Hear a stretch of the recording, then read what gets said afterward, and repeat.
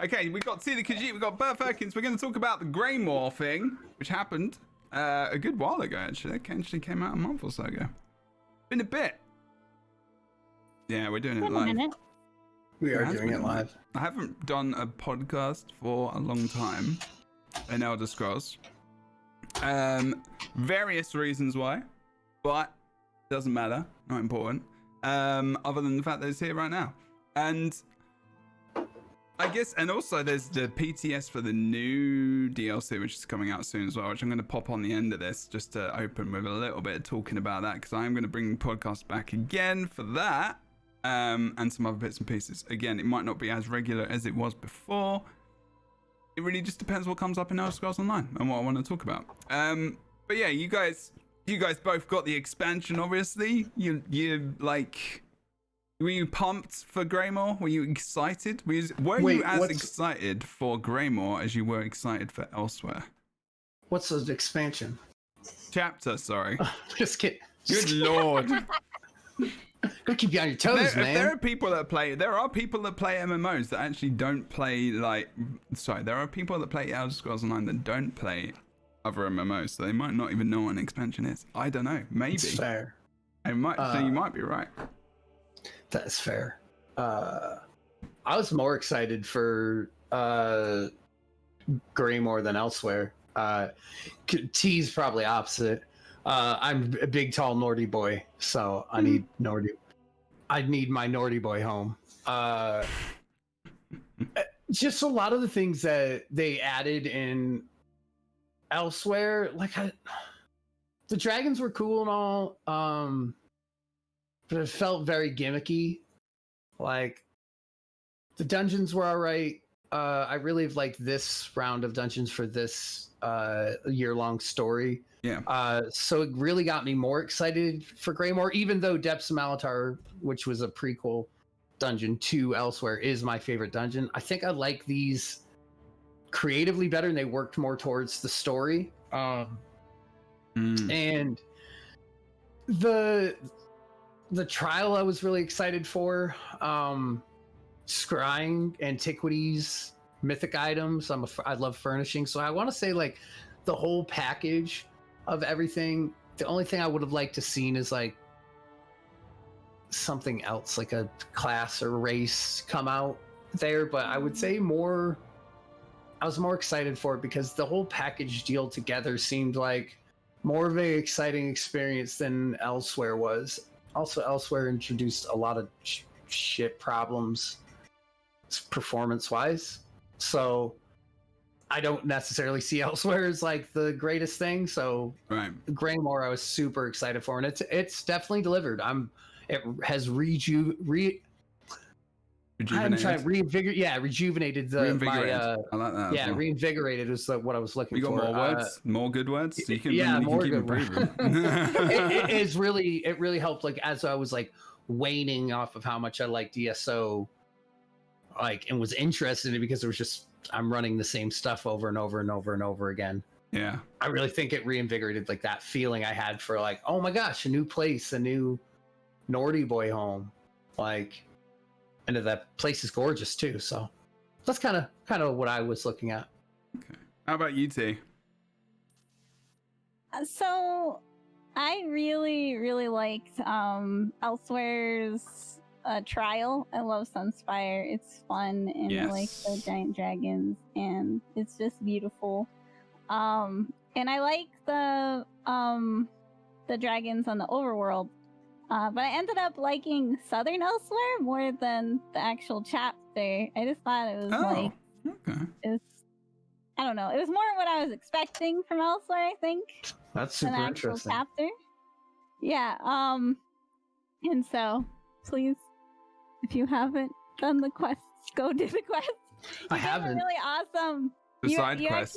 You get a awesome what do you call it? A conclusion quest if you do both the chapter and the DLC. Oh, you mean the story? Quest. The main story? Yeah. Oh yeah, the main story quest was amazing. The way it finished it off. Oh yeah, it was really cool. And I can't really speak to that with Greymoor.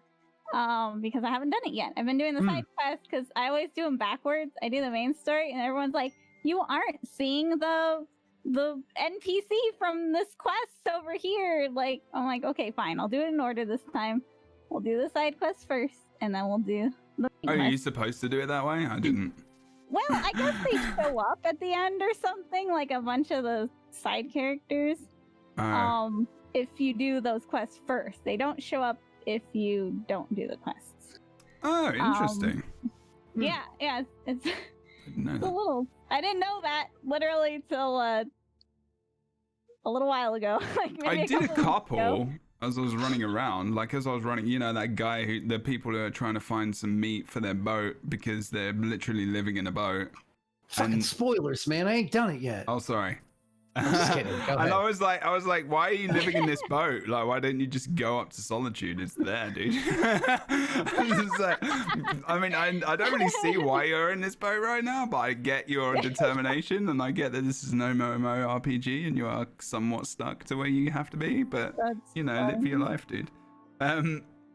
So what Yeah, was? So you liked the whole encompassing of both the DLC and chapter and DLC. When we talked about this, didn't Yeah, we? so As well before. yeah, we did with some other podcasts that we did back then. But with Greymoor, I'm a, as my fiance calls it, a sky baby. I started Elder Scrolls with Skyrim. And I absolutely love like mountainous terrain and It's stuff. gorgeous. The snow, and it's beautiful. So I like the landscape, just like the scenery, a lot more in Greymoor. And the antiquities is awesome. Yeah. There's probably a running theme here. In Elsewhere, I didn't really care about necromancy, and Greymoor, I don't really care about the vamp changes. So, Nope. it's kind of like I'm happy because I kind of got satisfaction in different areas for the different chapters. So, and I haven't done the quest yet, so hopefully those are awesome. I've heard good things. Okay. So in a way, so even though I guess the whole Khajiit thing and everything else, like that is, have you both done the main quests, the main story? Dude, I led this conversation off today with asking you, is the quest the thing I turn in at the end of a trial? So I haven't done any of the main quest lines, and I done Morrowind. So the thing I didn't like about Somerset, Elsewhere, I don't like how Elder Scrolls has changed how they do. You don't like quests? Their questing. I do like quests. Morrowind felt like a very like took you around the zone kind of. Like Somerset, and like it feels more fat. Oh, you mean you liked Morrowind? Yeah. Oh, yeah. Morrowind question was amazing. That was the first DLC so I good. started on, actually. And then at Somerset, and like even with Elsewhere, I feel like you do a lot of like fetch. Like, go fetch me this, go fetch me this, go fetch me. It's a lot of like, yeah. as I've been playing since console launch, so I started in like the original zones that literally those quest lines like cascaded you through the zone. Yeah. Like you explored the whole zone. And I also don't like the new quest lines being forced on new players. That is something I can go. Well, when the hours NPCs about. run after you? No, when like you start into you just get the game, say Greymoor just comes out and it loads you into Greymoor and loads you into Western Skyrim instead of putting you in your starter zone where it I've should. had this conversation a few times on here. Yeah. I have So, some strong feelings, don't worry.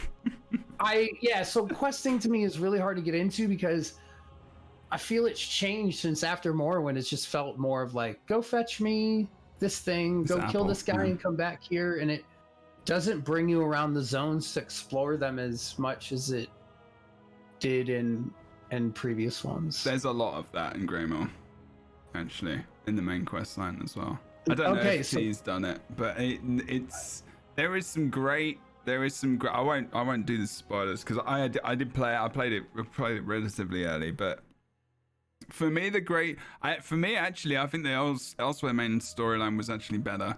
I felt more immersed. There was definitely more of the kind of the camera angles and stuff were cool. Like you see, like, do you remember T? Like, maybe better if you did them as well. There's like a lot of cinematic stuff going on in Elsewhere and Southern Elsewhere too. I do agree with you with Somerset. I actually really liked the story in Somerset, but questing felt a little bit boggy. Yeah, that's what I mean. Like Somerset questline's amazing. It's really good. You have to go to the Sijic place how many times? Like a billion fucking times. And then the Sijic portal stuff, like it felt very like pinging back and forth, ping, ping, ping, ping, ping.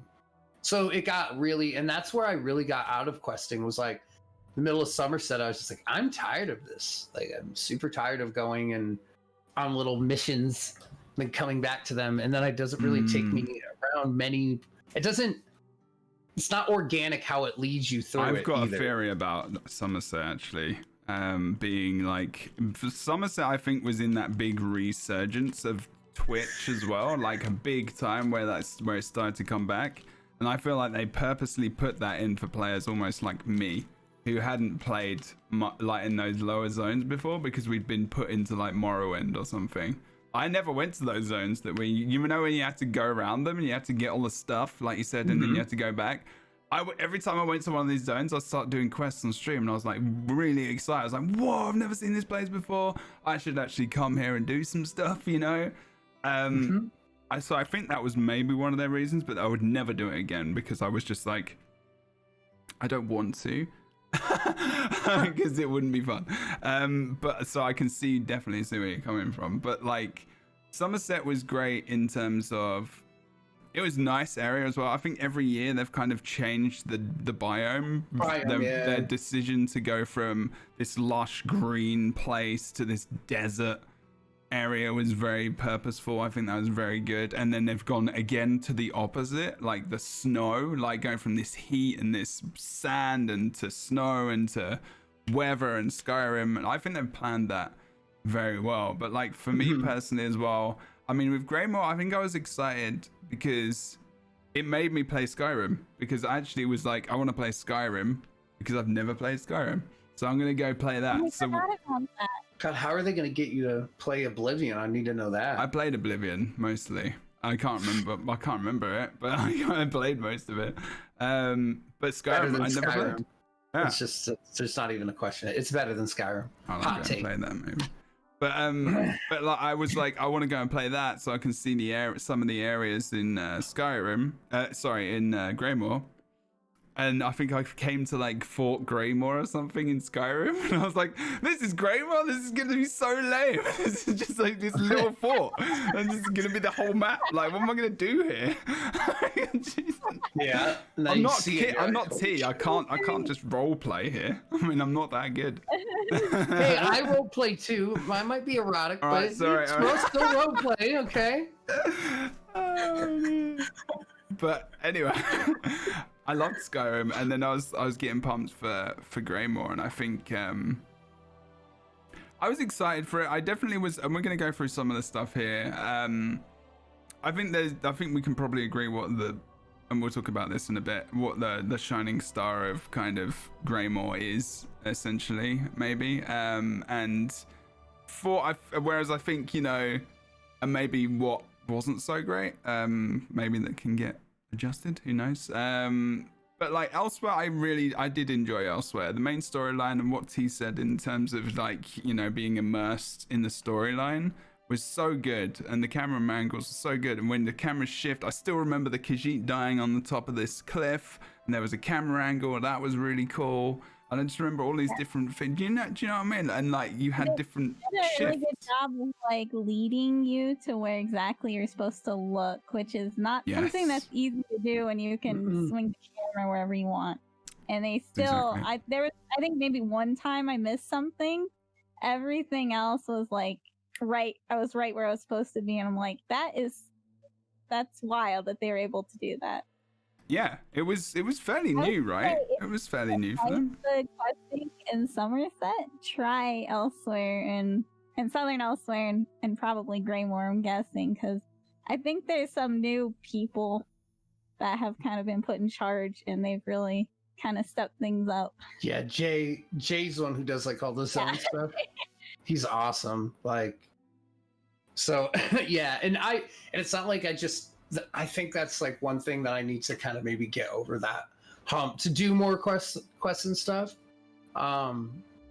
So I'm interested in doing and like excited to do the Greymoor storyline, especially with like a little bit of downtime before the new It's okay.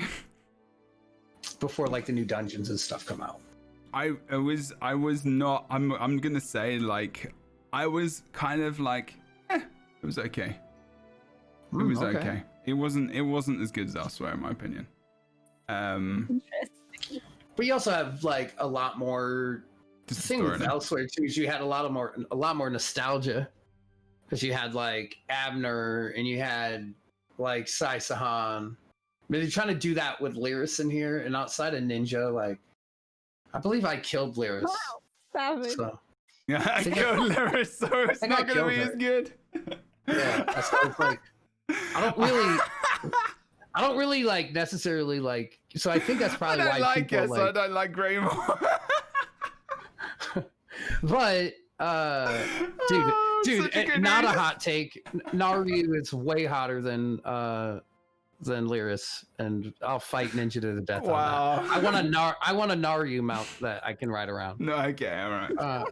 So it's anywho, not after dark yet. But I mean, kind of is. But yeah, so like I think that's probably why that people like Elsewhere more. There's more nostalgia around like the main quest line and. Oh yeah, sorry, I'm not talking about the whole thing. I'm not talking about the expansion. I'm talking about the main story. Yeah, that's what I mean. But in the storyline itself, like you meet Sai Sahan, all that stuff when you even go into the southern Elsewhere. Because the way I look at it is, it's Elsewhere is an entire year-long thing. The Year of the Dragon, whatever you want to call it. Like Southern Elsewhere, it's like that you get more of that feel of that the main storyline from the actual original game, from the vanilla main storyline. Yeah, so completely. You get throwback to that more than you do in Greymoor. I would agree. I think there's still elements. You've still got like, you know, Malag Boss kind of mentioned a bit, and Lyris is there, and you've got Vamps, I guess. But then you're going back even further. You're going to Skyrim, right? So you're linking to like previous. So you're riding that train. And I think that's why it's probably less enamoring for you, because like it's gonna be like it. Skyrim's gonna hard to live up to. It's everybody's favorite game. Well, the thing is, it's not even that. It was just the story was just like, and it was literally things like what T mentioned, you know, that kind of shifting focus and that kind of storytelling where I felt like in Elsewhere, like I was just more immersed in the telling of the story. It didn't even have to do with the character specifically, although, you know, we're all like a bit of John Cleese in our life. But I think it does have a lot to do with the fact that Skyrim is sort of already so established. I do think that ZeniMax does their best work when they have pretty much a clean slate and they can, you know, do whatever they want lore-wise and expand on the little that we had of Khajiit and Elsewhere. And with Greymoor, it almost seems, and I haven't done the quest, so I don't know, but it seemed like they were really banking on people wanting to do like the vampire stuff or being invested in that. Oh, so you haven't done the main story either? No, I haven't. Nope. Okay, this is good. I've been in side quests. This is good because we can stop talking about it, but like because we can do a podcast on the story. I can't remember it, so I'm going to go and play it again. Idea, yeah. We can actually just do a podcast on the story and talk about that in comparison to Elsewhere. I might have to go and do Elsewhere again. But that'd be good. I still remember parts of Elsewhere story, and I'm stuck remembering Greymoor story, and that was very recent. So that's what I'm talking about impactful, just for me. But that's a different thing. And also, when it led up to the end of the year, like T said about that, and then the additional quest as well for Elsewhere, it was really fucking good. Like, it was one of the best. It was actually probably one of the best stories I've played in an MMO. My stream will attest to that because I can't lie. I had reactions. Like, I react to stuff, and I'm just like, I'm one of those people where I'm very visual in my face and emotions, and I was excited for that. That was a good bloody DLC. I was, and I'm hoping that gets replicated. But anyway, so we've got Greymoor. When I said Shining Star of Greymoor, what do you think I was talking about? I'm gonna go to T first. What was the shining light for you? What was the best thing that came out of Greymoor? I really like Blackreach. It's so awesome. God damn it, you didn't say the thing I thought you could say. I'm gonna say it. Is it Antiquities? No! Quick rewind, I'm gonna edit. No. You answer with your thing. You answer. No. Your favorite thing was Blackreach. Blackreach. Absolutely love Blackreach, and how, like, I feel like I have some options when I'm there. I'm like, yeah, let's go to the top of Skyrim, and then we can go do some, oh god, what are they called? Pyro storms? I keep calling them dolmens. They're not dolmens at all. It's because I've written it in there, that's why. And then you go below, and it looks beautiful, and I like just wandering around there and talking with chat, and it's just, I don't know. I like wandering around the game a lot, and it's one of the most beautiful places you can go in ESO, in my opinion. Can you fall to your death quite a lot? Is that why you enjoy it? Yes, actually, you can. There's a lot of verticality, and you can do a lot of spins before reaching your end. Cool, because just every single time I got to your stream, you seem to be dying or dead from falling. Yeah. Hey, that's Red Tea. It's been a while. Oh, she's dead again. Blackreach is very awesome. Yeah, indeed. It was. I did wait until I went down there, until I had to go for the story. So I think I did a side quest, and I was like, I don't want to go there until the story, because there might be one of these weird cinematics, and it wasn't. And I was disappointed. Jebro, I need you to ban G-Man over that joke. Blackreach is great, but it's not very big. You could say there's not much room. Fucking get out of here. I'm used to his dad jokes. Me too. I just don't look anymore. Oh shit! I don't look at. I just don't look at the chat. He's all mission accomplished. Yeah, pretty much. Oh god! Wow! And then it continues. Yeah, Blackreach is really nice though. It's gorgeous. So wait, what was yours then, Bert? What's your favorite thing? What's my favorite thing about it?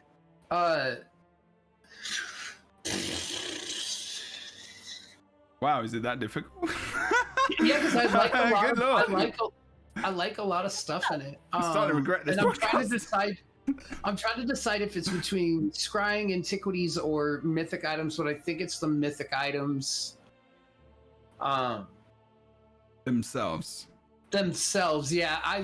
So as a tank, I just went through basically a complete nerf of like every monster set that we use, which is almost like all sustain.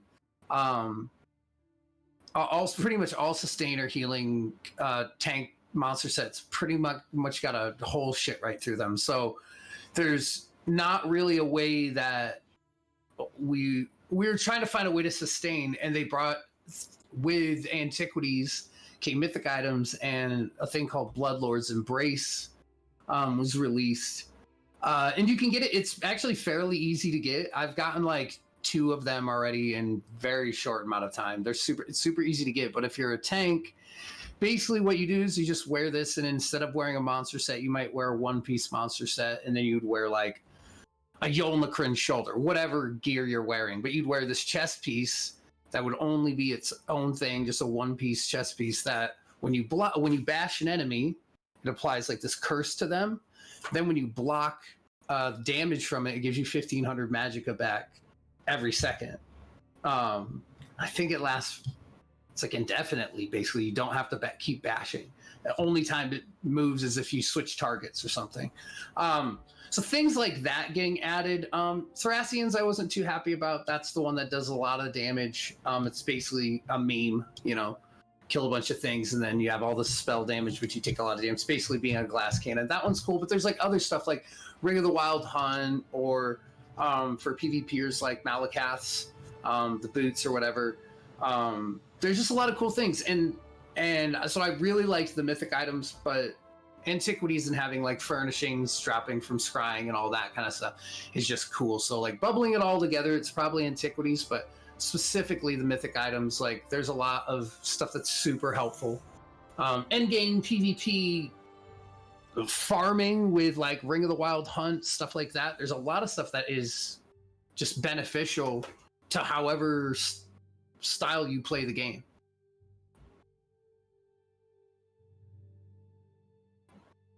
I liked a lot of the things. This is a true story. What I was going to try and do was I was going to add a thing because I want to try and get some of the stuff you're thinking about. Let me see if I can try and What's get yours? You didn't answer. What's mine? Oh, God. And you guys kind of, I guess Bert did more than T. I was actually surprised with T's. I guess I need to watch more of your streams. I was actually surprised by your selection. I was mine was scrying and whatnot. The reason I'm talking slowly is because I was going to try and add the game so you guys can kind of see it, but you guys all know what it's about anyway. I think this was amazing. I think this was easily like the best thing they've ever added to the game since I started playing. Like I'm like Antiquities?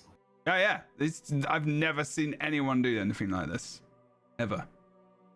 My mind is like blown by how good this was.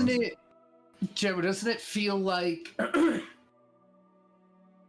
doesn't it feel like how treasure hunting for the treasure maps should have been? Absolutely. I feel like I guess so. I loved the treasure hunts. So when I was on Xbox and I very first got them, and we'd have to like look at the map and then like look to see if there's a tree that was in the picture. That shit was so fun. Like it was so fun. I don't think I ever found one. I tried and I was like, I give up. We used to, yeah. Well, that was actually a good idea. That was a good idea, but who the hell can be bothered to do that? It was kind of terribly executed. That's what it was. It was terribly executed. So it should have been like anything in them that was good, then that would be worth it. Yeah. But you literally just got junk, and then you had to sell the junk, and then you got another treasure map inside the chest. So then inside the junk you sold for the junk, you got another treasure map. It was just. Then you killed the thing guarding the treasure map, and it dropped you a treasure map, and you're like, God damn! Please, my suffering ends, please. So it was just poorly executed. I agree. I mean, like, I think for newer players, maybe people just want to get through stuff sometimes. Sometimes I think, you know, that was probably the system which was easiest. And they were like, oh, it's kind of a fun scavenger hunt extra thing for people if they want to do it. I have a confession to make. Go on. I didn't even know that there was a difference between the chests that you can find in the overworld and finding one with the treasure maps until like maybe 2 years ago. Hell yeah. I had no idea. I was like, who needs these maps when I can just go around and find treasure chests? It's a lot more fun. I mean, you know, unless you do them, you're probably not going to know. I would be. I wouldn't. I don't think that's. I think that's probably a lot of people. You might have actually just helped inform a ton of people. There you go. To be fair. fair. You know. Yeah, there you go. Don't just like appreciate T, not knowing things because now you know. There's a pile of dirt you gotta dig up. I just found Find like, that pile of a dirt chest nearby, and I was like, oh, okay. And then I found out like years later that wasn't actually what I was supposed to get at all. The thing about dirt is where there's lots of dirt around, sometimes it's difficult to see the dirt pile because I have that problem sometimes. Yeah, that's true. Okay, so I'm looking at I've actually popped on the screen for scrying and everything else. because I thought I'd just talk through it and just be like, okay, this is actually very cool. So if you've not done it before and you're listening to this and you press the hotkey if you're on PC, it's J, for like quests, you can scry, and this whole thing, the scrying antiquities and just all of it, amazing. Like the animations, the system, the different screens. It's not just like they've added this one little thing like a treasure map, like kind of what Bear was just talking about. It's this whole thing. It's the whole, like, there's the skill line as well. You know, there's an excavation skill line. There's a scrying skill line to help you improve. All right, I've not got that far. I'm sorry. I'm level 7 on both. That's not too bad. But for how much I'm playing at the moment, it's actually pretty good.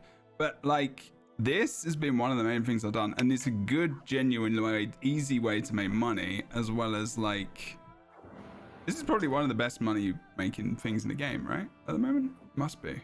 Super. Yeah, that and Ritz. And Ritz, Problem with it is that like, you can only get like so much of one thing. So like, it is to a certain point, if you were to like level scrying on all of like your characters and go through all that, but there's like a cap to it, whereas like Ritz will always be king, and buying and selling, trading will always be king. Oh, but yeah, it is a really absolutely. good way to make money for sure. If like you need 100K, like you can always get the green and the blues, right? Oh yeah, you could keep doing that over and over again. The purples, you're only going to get one of them. Those are the big payoffs, but the green and the blues, you can keep bang, bang, bang, bang, bang, bang. But I don't know for a gold farming aspect, how effective it is versus killing mass mobs or something to that effect. Because if you were to go to like a public dungeon in Western Skyrim or somewhere, and there might be furniture plans dropping from things in there, you were to get something like that, it's worth like $1 million or 500,000. Like, there's that always that aspect of it too. So it's probably a good way to make money, but it's that's more linear, I would say. Yeah. Okay, so let's talk about this scrying. So scrying, like, how do you guys feel about this little mini game then? It's the scryable mini game where you've got the grid up and you do the things, and you can use the different powers to, you know, get further and click the things. And when I first played this, I was like, I couldn't stop, actually. I can do it now. Really good at this. If this was like a, I don't know, like a mobile game, I would be on it like constantly. Oh yeah, God. Gee, I would never be off of it. Yeah, it's really fun.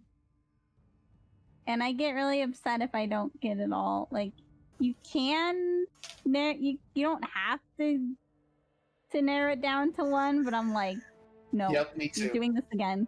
Yeah, exactly. Because you're like, no, I don't want to do the traveling around. I just want to go. I want to, know exactly where I'm going. So like, and that's what's, if you're watching the VOD, you'll be able to see me doing that, because I'm kind of doing it as we go. But I like this, and this is the thing, like the combination of the two, because they could have just ended there, right? With the whole, actually, I don't know if that's above or below. This is a funny one I picked. I'm gonna just wreck this. Is it up? Use your little thing. It'll tell you. Point to where hit your. Oh yeah. It's telling me. See, look. Oh wow. And then you've got the item. What is it actually called? The thing. I think that's scrying stone. It is scrying. But I don't know. It's called the eyeball. Yeah. It is called the eyeball. I call it the thing I hit instead of a pot in trials sometimes, because I'm an idiot and I accidentally spun to it. Oh, you can't use that in the cell. Stream it inside right now. Wait a minute, there's a place in here though as well. Is it in here? We'll have a look. Because you can't even use it in there. There you go. The good thing about scrying in an antiquity system is someone, we all might know Sinedra, but she put it probably the best way I've ever heard it. It's like, I've played this game for 5 years, and this is making me go around and run around places that I hadn't explored in 4 years. Yeah. And just to get some cool things to either farm the leads or get the like gear. Like it sends you to Imperial City. Like there's so many I had cool. some people say like, "Oh, this is gonna be like the Sijic quest line." I'm like, but it's not. You don't have to go do anything. It's not can even stay in quests. one road if you wanted to. It's not even close to as bad. Like it is so fun. Like Yeah. I love the excavating part of it. That's my favorite part. Is I love trying to get like the perfect. Like, all right, I got the perfect square. It's all there. Now I can look for my bonus loot. So, I feel like it's so much more rewarding. And dude, it gives me housing things. Like, yay! I can't even like. I haven't even scratched the surface of the housing items yet. So yeah, I got the first thing I got was that like the fountain light, like this fountain thing. We put it upside down in the guild hall and it makes like this awesome light, and it's just like, whoa, this is actually really cool. And like my main thing in MMOs is PvP mostly. And I was like, holy fuck, now I'm into this. I've actually found the thing. I can't believe I couldn't find the thing. But like a lot of the stuff you get is they could have just sold in the Crown store and everyone would have bought anyway. But I know, right? Actually, that's in game, and it's like cool to be able to earn things in game, and especially you can earn like actual end game items. Yeah. Like the fact that like that chest piece I use as a tank is like I use that in like veteran hard mode trials. Like it's a literal best in slot piece of gear to use as a tank because you don't really use like monster sets are kind of passe as a tank. So like the fact that you can do that, and it's not like RNG for the lead, but the lead drops, man. It's not like running something 150,000 times to try to get one helmet in the right trait or one chest piece in the right trait. You're gonna get the lead. It's gonna drop in this trait, and if you can transmute it if you need to. Big win in my opinion. Oh, you can transmute it. Okay, that's nice. Yeah, you can. I haven't gone to that part yet. Yeah, the fact that you can do that and you can get that stuff from doing something like this is and get little neat items and shit, like that's also a big part of it. I just think there's mounts, all of it. Exactly. And then that excavation I just did on the screen very expertly, just saying. It was actually not bad. Give it like a 6 out of 10. Okay.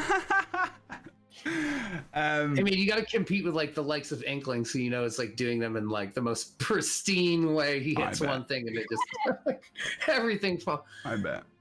He goes to it and it's all, here you go. Here's antiquity, bro. But yeah, that is, and it is very cool. In fact, you can do all these things, and you can get like the spine of this mount, and you can put it out of the ground. You can put all this stuff together. I would have loved to have some kind of animation or something, like when you found all these bits. Can you imagine of you like assembling this mount? I think that would have been cool, just as like an extra thing, just as being a bit of a nerd. I think they just didn't have like the Indrik. Like don't even. Don't go to the Indrik. Don't go to the Indrik. Because like if you think about it, cry. Like what if you think about like how the treasure chests are, they could have just made it so we found a pile of dirt and we just pressed the button and then dug it up and that's it. But I think the fact that they added these little games to it just made it so much more fun. Hell yeah. I do think that as cool as that animation would be for like a special item like a mount, I think they're trying to future proof it because they're gonna continue to add stuff and they don't want to bog down. Of course, animators and modelers and everything else. No, I agree with you. It was just a light, tiny little thing I just thought about just now. Yeah. What do you think about them not adding like dungeon or leads and dungeons this time around?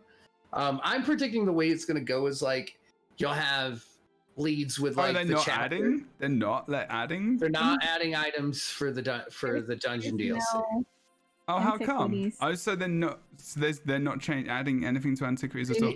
I think Yeah, it's, not for the they dungeon want DLC. everyone to probably catch up with it because there's probably quite a lot like of items. People are probably like, because I guess if you infuse everything, if they've probably got stats on this, how many people have done all of this stuff, how many people have got like the bits and bobs, and maybe they can just do it. Antiquities could be. See, my feeling of this is, and it's a little bit, it's probably a very unique one, I don't know, is that it's ESO, even though it releases this roadmap every year, and it's like one of the only games that does it, it's so good that they're like, the DLC, it's going to be 2 dungeons, it's going to be story, it's going to be a chapter. The only downside is that it's very... It's what's going to happen, and to a degree, it's always nice to have a surprise. My theory is that they're going to do antiquity stuff in between. They're going to chuck out. They're going to be like, antiquities. There's this new set of antiquities that are available, and it's in between DLCs, or it's in between. That's how I would play it. That's how I would play it as an extra thing, because I feel like. At the moment, and again, I might be the only one who thinks this. I'm just kind of like, oh yeah, I know that DLC is going to come. There's going to be a massive influx of players, and I'm sure they know this as well already, and we know it. There's an influx on Twitch around the DLCs, and then when drops come on, and there's a new event, and you can get a new Indrik. There's a little bit of an influx there, but it's very much the same thing all the time. And I think Antiquities is a good way to bring in something which is the same, but can bring in like a mount or in some kind of cool thing, because they can put what the hell they want in there, can't they? I mean, they've put a mount in there. They've made mythic items. Yeah. They can do what the hell they want. You can put a new class in there if you wanted to. I've learned how to be a new class by finding all this crap. They can literally do anything. That's why it's good. That's because if they hadn't have put some of the items they put in there, I think they would have got there in the end, but I don't think it would have been as appealing at first. But even though I'm not focusing on those things, I know they're there and I can get them. And for some reason that keeps me wanting to do it. It's just fun. Like if I get bored in ESO, I start going to the scrying because I know I'm going to enjoy it. I agree. Yeah. There's a lot of times if I don't know what to do after trials or some dungeons, I'm like, I'm just gonna fucking run around and stick my hand in some Psijic portals and try to find some leads or something. Like whack something over the head and try to get a lead and then go scrying. Like I'm like, man, I could use another one of these, or like even thinking about like houses that I own that I don't have decorated or that I'm wanting to decorate, like looking through the things that they have available housing wise to scry for and be like, oh, this would be a really cool item I could have here, and it gives me a thing to go do, to go get said item to put in my house. So I think there's just like multiple levels, whether it's neat stuff for endgame or real endgame housing, or whatever. There's just so much that it offers. It's such a bonus, man. Yeah, someone said something. Get people to buy future expansions to get a new mythic item. I mean, that's not. I don't think. But you have to have Greymoor to get scrying, or is scrying separate? One would assume when new chapter comes out next year that would already be included. Is scrying wait, is this included with Greymoor? Or can you do it without Greymoor? Cannot do it without Greymoor. You cannot do it because you need to go to get certified. You need to go. It's just like jewelry. You have to go Solitude. Right, yeah, of course. Yeah. Okay, so it is a feature specifically. So you do it, and that'll be your thing, it'll be in the DLCs with the ESO Plus anyway, so it's not that much of a big deal in my opinion. But you can just buy it separately anyway. And it'll be cheap by this time next year anyway. Cool. Okay. So we like that. That was great. Also, just adding on to the Indrik conversation, please let them die. Thank you. Wow. Toxicity at its finest. I agree. I just say it so much, man. It's like one of the worst things. It's like there's an event. Oh god, there's Indriks again. Good lord. Please change this. It just makes me sad every time. Yeah, give us something else. I agree with that. Like, just chuck it in there. Chuck it in the scrying. I would probably enjoy it. I'll probably do it more. I don't know. I just think it's a dead system. The system is just. It's just a personal thing. I'm just and it's like, a confusing system at that. So it's just the same thing. Do the things, get the event tickets, and get the Indrik. I'm just like, no, I'm done with that. People will probably be upset with me for saying that, but it's just done. I'm just sad. Like this, getting this mount in Greymoor is wicked. I haven't got it yet, and I've seen it around, and I'm like, damn, that thing is wicked, and it's unique and it's individual. It's cool, and I had to work. You have to work. I don't need anything out with the goat, to be honest. I know. I saw that. That does look good. Oh, we can talk about the other mount stuff later. All right, let's move on. Before I get emotional about Indrik. Sorry to bring it up. I just had to. It's my once every 6 month thing. Vampire. How what do you think about the rework? I'm gonna ask T first. I don't know. I literally have one vampire and I haven't used it okay. last year. I was kind of sad that they didn't change the visuals on vampires, because I know it's been a big request to please not make them so ugly. Oh, you mean the white skin, the pale skin, and everything else? Right. Yes. So you're saying the vampires are ugly? One of the end game parts of ESO, and having the vamp is very, very off-putting to me, even though I know I should have it on for like the passives and stuff. I've never had it in my heart to do it. She looks like a panda. It's really, really bad. So options would have been good to have for that, I guess. I mean, the only other way you can do it is if you wear one of the skins, I suppose. Mm-hmm. But you can't see your character. That's Yeah, if you want to have, especially if your character is, if you're black and you want to have your character be black, you don't want them to suddenly be a vampire and then they're white. Like, you don't want that. Like, people don't want that. Have you ever seen like a super dark Dunmer? Oh Yeah, my God, it looks just that's the only way to make them look okay. Is like a very dark Dunmer. Yeah, if you have a lighter Dunmer, it's just like the sun. You're looking into the sun. Yeah. That's like Dunmer's my favorite. So if that's you want to be like your character is who you want it to be. Yeah, I mean, and then there'll be some arguments lore-wise about vampires, and if you don't want to do that thing, then don't do it. But it's like, we need to be we need to be more sensitive to this stuff. I feel like, I don't know. I know there's different like clans or whatever, but they could have done it a little more subtly, I think, than the ridiculous, like, I don't know. It just looks humorous at like the late levels. You're like, oh my God, the character really does look like a corpse walking around.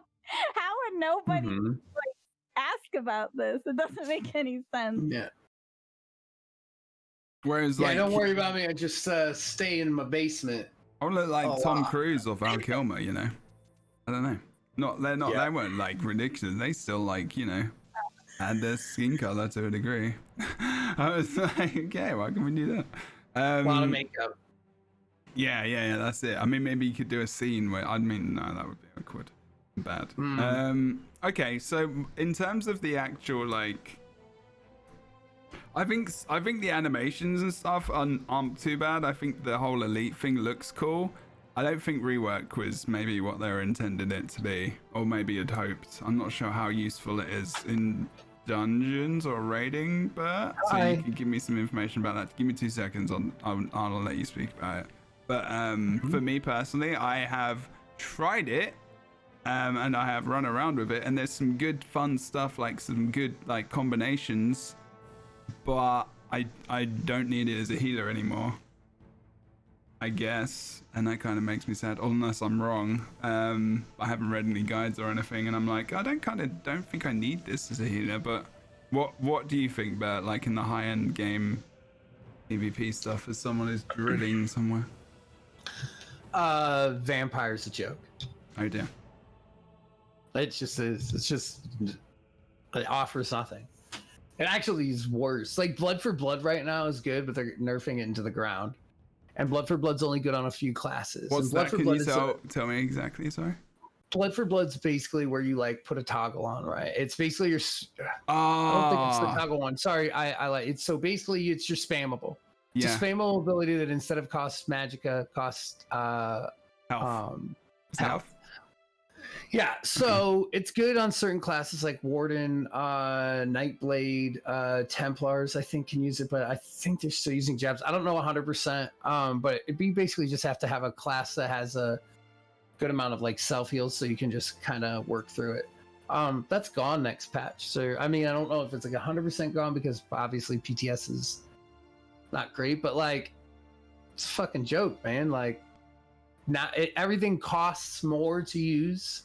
I get why they did it. Like, I understand, like, they want to give it its own unique ability, but like, it only seems like it would be useful for like an RP standpoint. Maybe in PvP, I can't be 100% there is sure. Some but PvP-esque stuff. But it just seems, it just seems like it's very RP, and that's not a bad thing. But it's like, it's just really weird. Like, you have to commit to being a vampire, but like, I don't know why. Bad thing, because I feel like that's how the old one used to be. No one ever used the abilities.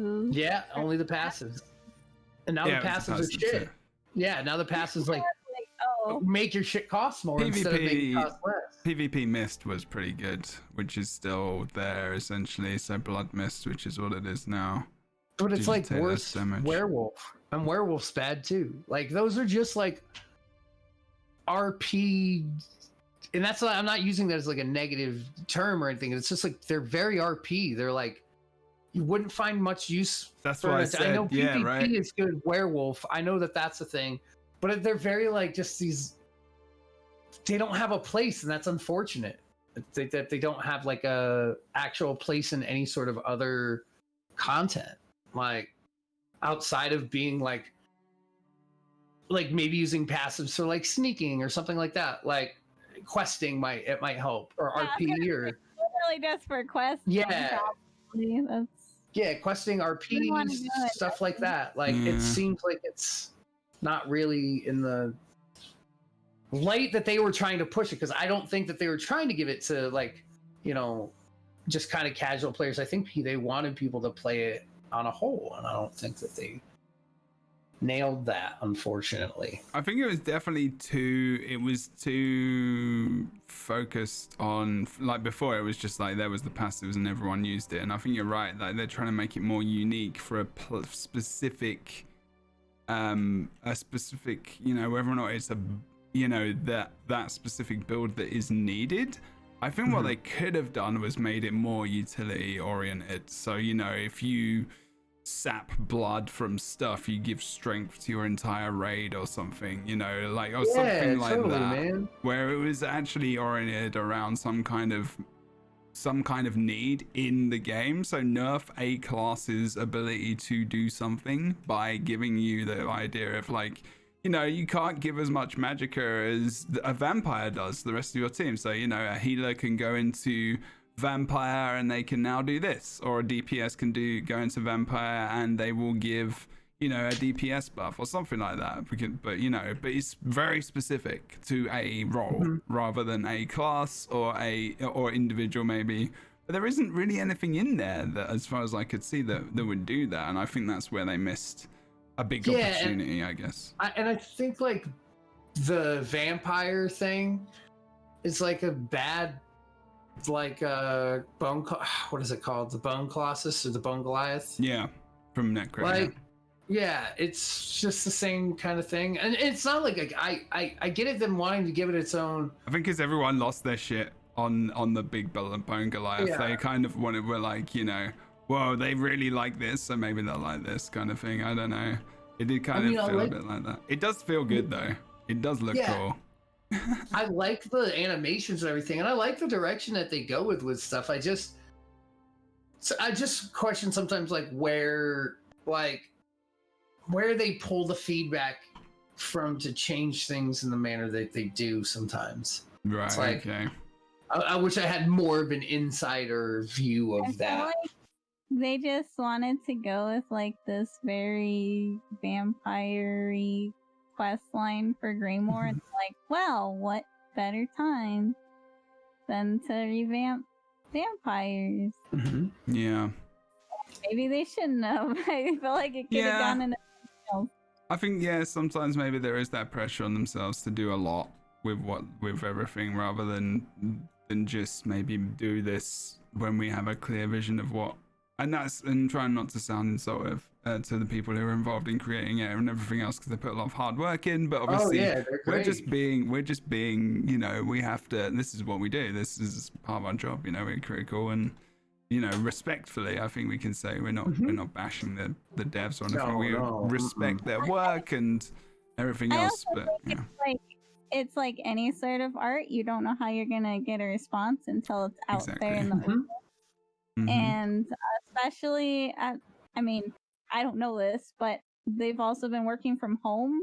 Their creative processes are probably a little bit more different separate than it usually is, and they might just be able to work better when there's that constant feedback that you're getting from your coworkers when they're looking over your shoulder and being like, oh, why don't we do this instead? And now it's like they probably do a Zoom meeting and present it all at once, and it's very disconnected. Who knows? I'm sure things are probably gonna have probably already kind of come together, but for a while I'm sure it was rough. Yeah, I can't imagine it being. I mean, I know from going to school and just going to school and trying to work in that way, it's very difficult for me to have my attention. See, there you go, there's the vampire animation on the screen now. So it's not too bad.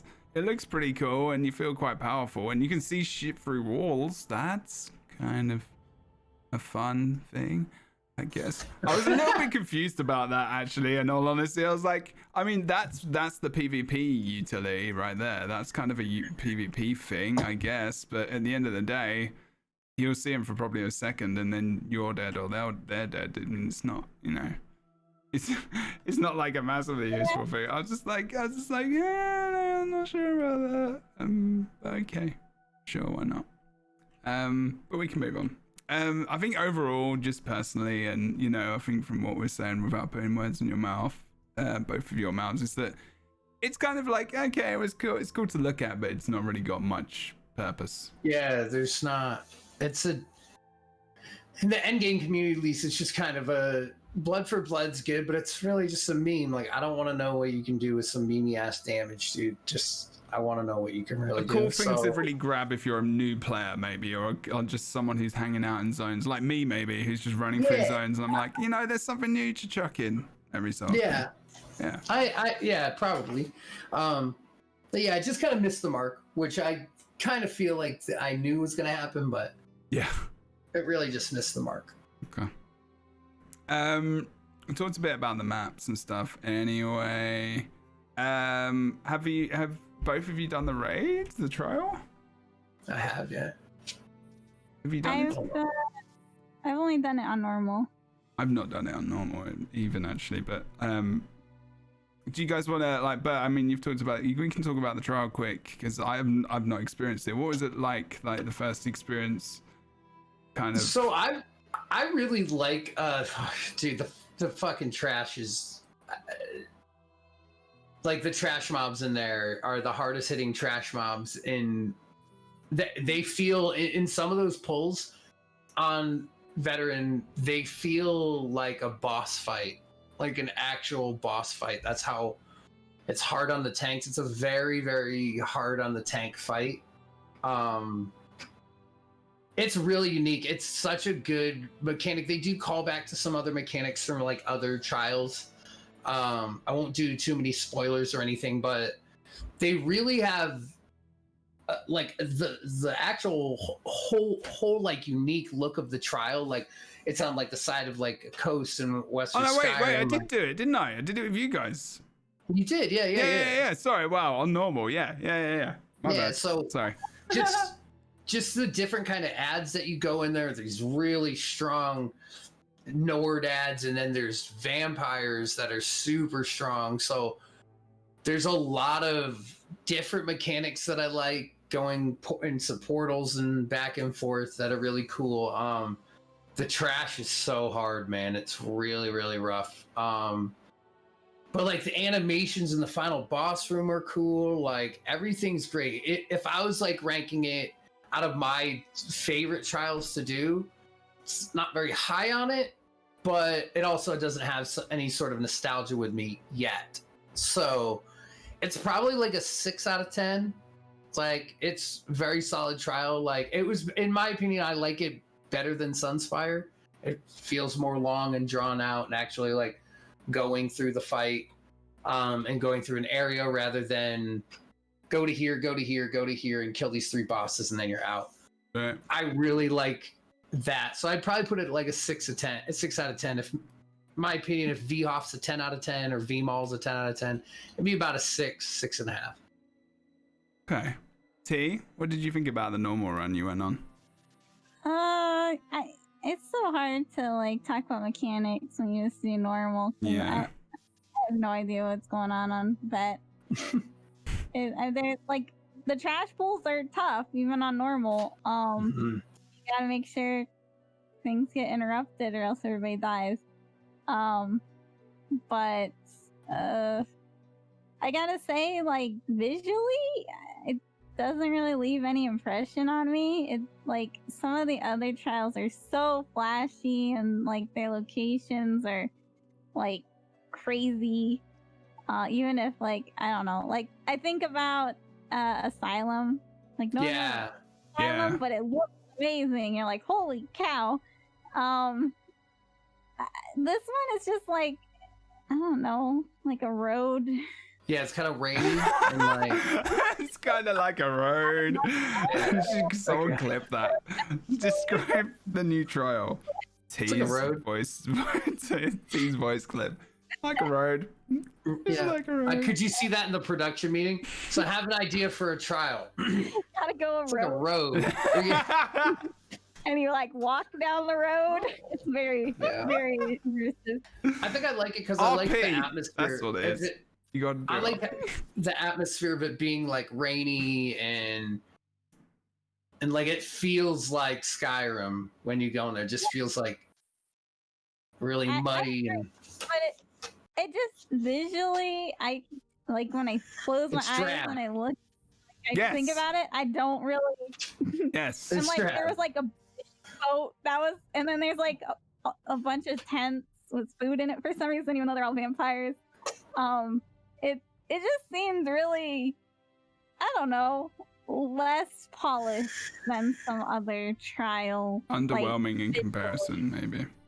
Yeah, and like I said, I'm sure the mechanics are great and awesome, but it's a little bit tough to like come back from like Sunspire's really cool visuals. I really liked that. Cloud Rest. Yeah, I like the dragons talking. The dragons talking was cool. Like, I actually really liked Sunspire, and the mechanics and stuff. Like, and because it was just because it was different. Like, they used the dragons breathing fire, and okay, there was some similar stuff, but you know, I've not really done a lot of the. I've done most of the trials in the ESO, but like, I still really like Sunspire was fun when I jumped into that immediately. When we were there for it was the stream with like some of the stream team peeps and like community team members, and I was like, this was fun, but like I forgot I did it. Like that's not the kind of experience that I want. Yeah, I agree. I forgot I did it. Had like I was a part of like a preview team. Yeah. And like we got early access, and we ran a very bad version of the trial. It was like it was not balanced at all for normal. We only had like 7 people. So hell yeah. Underman or no man, get the fuck out. Like seriously, hell yeah. And I made this whole video about my Greymoor experience, and then after I posted, I was like, "Oh my god, I forgot about the trial! I oh shit! 100% forgot about it." I was like, "Well then." Like, that's I got played with my UI off so I could have cool footage, and I didn't use any of it. God, UI off. Look at Benya. It's just like I don't need any of that skill bar junk. I want my video to look pretty. Yeah, I totally feel you, T. I did a no UI maelstrom for Oh my god. a Magden video that I won't be releasing because they're changing everything again. So, Aw. anywho, but dude, the no UI maelstrom run, shit. I finished with 2-bit though. Nice. 2-bit. That's good. Okay, so let's move on. The trial wasn't okay. Poor trial. Shout out to trial team. It's like, Well, and there's no good gear that drops out of it either. So like, incentive to Roaring go Opportunist is like niche-y, but like there's no real good trial gear out of it. It might come. It's gonna be a hard. They're predicting it might, but I don't know. So Okay. Well, hopefully, maybe, you never know. Things will change. I'm going to try and talk to my close to the microphone because, again, there's something else going on in my building that needs to be done right now, apparently. don't worry, I could just talk, and it'll, no matter what, it'll be way louder than whatever's going on in your background. This one's so annoying. Just always doing something. Stop. But hey, work. Jebro, Didn't visit this time. Sorry? if, Oh, God. Yeah, Jesus. Remember. Now it's just getting louder. Good Lord. Wow, have any time? Why are you doing this right now? There's no leaves outside. It's summer. Fuck off. They're getting ready. They got They're blowing tear gas. Christ. Bro. Yeah, there's like, oh, there's some dust over there. That probably needs to be over there somewhere else. I don't know. I'm just gonna do This noise instead. Die, evil leaf blower. leaf blower. Leaf blower? you can still hear it in the background, but it's just like. Yeah, that voice changed the actual sound. Make it just lower. Look. Actually, yeah. That works. Takes the high end. Background. And so the map, T talks a little bit about Black Reach. Black Reach is very nice. Yes, agree. That was, oh, it's gone. Thank you. It was very pretty when you go in there. I'm still like, you know, it's almost the feeling of I go through and I'm kind of a little bit done. But I think the thing that adds it, which is what T said, was the Harrow Storms. They are good. They're kind of this, I think essentially, you know, you've got these different, like the Dolmens is like a, you know, it's like pretty much the same tech as the Harrow Storms, right? Or very similar. And I think, you know, even the dragons in Elsewhere to a degree are fairly similar tech because it's, well, not tech, because I guess you've got this thing which spawns. Geysers in Somerset. Yeah, maybe, yeah, but like it's like an event which kind of evolves a little bit to a degree. Something else spawns, whereas the dragons is just a dragon, but it just kind of moves around, so it's different tech, obviously. But So I don't know. that happens with the geysers in Somerset too. Geysers, Oh, okay. dolmens, Don't remember. and the Harrow Storms are a bit. They're kind of unique. The Harrow Storms look Dragons. very cool. They're very visual as well. I think that's true. Harrow Storms and the Dolmens, which look very awesome when they come up. You know, the big sound and the chain coming through the from the air and stuff like that. And then you've got the Harrow Storms, and you've got this kind of, you know, tornado-y blood thing. I don't even know what it's called. The Harrow Storm, for God's sake.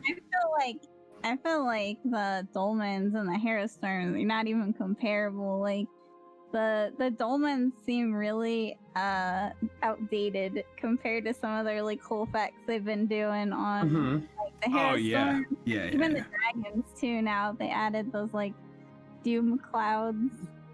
You're just like, holy cow! And the original Dolmens are just kind of like a little cloud. Yeah, it's solo it. Like it's. Yeah. I still really like them, but obviously Yeah, it's like, thank you. yeah. It's an evolution, obviously, yeah, because there was, I Yeah, mean, they're they're just old. kind of. Yeah. They're vanilla, you know. I like the Dolmens still, man. I wish they could crank the damage up on them. That's what I wish. They didn't do too well when they switched things from like level based to to leveling your character. It just didn't work that well. And they never went back and fixed them. I don't know why. Yeah, they never made the things harder. Yeah. Yeah. They did the bosses, the world bosses, but not the dolmens for some reason. Thank you for the hosts and raids today, by the way. I'm not going to say every single time because it's recorded for like different things, but thank you everyone that's raided and hosted today. I'll subbed or resubbed and everything else. Appreciate it. Not ignoring you. It's just that this is like a podcast I record as well, so we have some interaction, but it's a little bit, yeah. It's the kind of the show happens. So if it feels disconnected, I'm sorry about that. We kind of talk to each. It's a little bit different from a normal daily stream. So yeah. Just FYI, if it seems like I'm not registering what you're saying.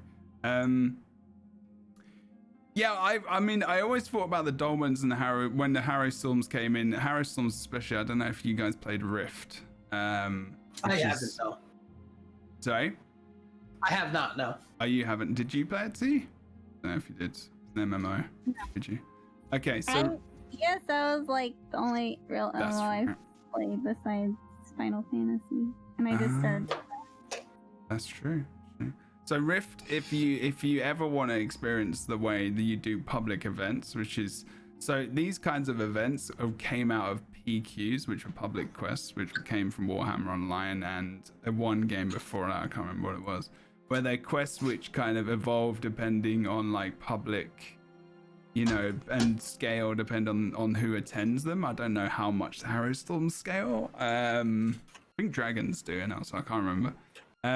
But you could do these would pop up in random places or in the same place every so often, but you know, it would be dependent on people hanging out. And Rift did this thing where you would have, so imagine like you had a Harrow Storm, but you could summon it in specific locations in a map, and it would be raid quality. It would be a trial. So you would have to have like, it would be difficult, it would be crazy hard to do. And it would just be your trial, like your raid that would do it. No one else would really enter because they would just come in and die. I really feel like they could do something with these, where you could open an event in the map and to get a god, like to get an item or something with your trial. I'm still like, this is just something that I've been thinking about since I saw these, and I'm like, it's another one of those things where I'm like, Harrow Storms are cool. Could have done something a little bit extra with them. I feel like, I don't know. I'm not sure if I might be the only person. I think it was just like an extra idea. Where I'm just like make them harder, like, you know, kind of like how the dragon difficulty is. Yeah, I guess so. I was gonna say dragons are like probably the toughest overland thing you're gonna run into. Yeah, and then the geysers are. You're like one player and you run into a dragon, you're dead. Oh yeah. Yeah. I feel like the geysers are like that. The one thing that I hate is that there's nothing like that in Morrowind. Did they make them? Oh yeah, there is nothing. There's nothing. They've just got the wild bosses. Mm-hmm. So where did that come in then? Was it Somerset with the geysers? The geyser. Okay. The geysers and then the dragons and the Harrow Storms. What I wish they would make dragons land in vanilla. That's the way it should work. Well, when we saw them in the cities, that was cool. Before elsewhere. Yeah. I really thought that's the direction they were gonna go in, was to like have a random dragon potentially be able to spawn in any zone. That would have been such a cool addition. Oh, I agree. Yes, you know, guess we don't need dragons. Yeah, that's it, Jimmy. Exactly. Yeah, they I think we generally feel the same. Like they kind of feel a bit underpowered. Right, and then I haven't actually done the dragons as much since they've changed the difficulty, I guess. So yeah, that would actually be quite cool to go back and try those, I guess. But yeah, I mean, I don't know. They are very cool to look at, and some of the story, when you go and do the main story, a tiny spoiler. You get to find out about these things and how they were made. I think you probably expect that that's the thing, but like, and why. So it's, you know, that's very cool. They actually link this stuff up together. I'm not going to say anymore. But yeah, I don't know. I think that's okay. I think I like the Greymoor map. I think when I saw Solitude, I'm so glad I played Skyrim. Oh my god.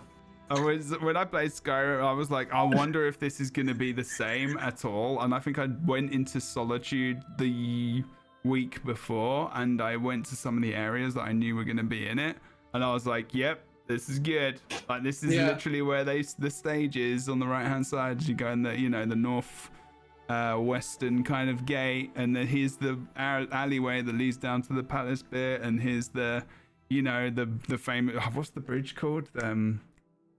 Flipping out. I can't remember what the bridge is called. But there's loads of just places which are in Skyrim, and I was like, this is very cool. And Blackreach, it looks better probably in Elder Scrolls Online. And I think there's loads of places I've not. I think they could have done more Dwarven stuff, like more Dwemer stuff, unless I've not done it yet. Because Skyrim has like got loads of Dwemer stuff, and I love that. I was really expecting a lot of Dwemer stuff. Sad, man. You were expecting more Dwemer stuff? I was, yeah, because they haven't really touched on Dwemer stuff, really. Like, we get like public dungeons, and we get regular dungeons with Dwemer themes, but they haven't really done any like big story with Dwemer stuff. We got Clockwork lore before we've really gotten like a solid Dwemer. I know, like, right? Pack. Clockwork City is one of my favorite ones, like because it just changes the aesthetic of Elder Scrolls completely. Like it's a futuristic robot, like, do you know what I mean? And they fitted it so well. They fit the whole Dwemer thing in so well with Elder Scrolls lore that it works really ridiculously well. Whereas like, how do we bring robots and electricity and all this shit into like Elder Scrolls? Oh, okay, let's do it this way. And it just works, and it's great. And they could. I just want to be I want to be all the cool things, and just bring it in. Yeah. I was like, they could have, maybe next year, maybe that's what they're going to do. Maybe it's going to be a Dwemer flipping chapter. So I told Rich, and me and Milk were talking about this. Dude, next race, refabricated. I would be never playing anything else. Dude, imagine build your own robots. Like, that would be cool. It would be. I already had a skin for it. It'd be so cool. Yeah, we got the skin. That's it. Done. Yeah. I would actually. That would be cool. I mean, like being a fabricator. Everyone wanted Alfie. No. Here, you can have a banker. Oh, okay. Oh god, he's like, I want an Alfie. 120%. I'll take cute little banker following me around. Yeah. But it would have still been cool. But I think they're really poised for a new race, so I would hope that comes out with next chapter. Yeah, I think it's got the turn, right? I mean, it's next year's got to be a class, right? So yeah, I guess that's another thing, because we're kind of, I mean, in terms of maps, is there anything before we move on to like maybe what was missing maybe?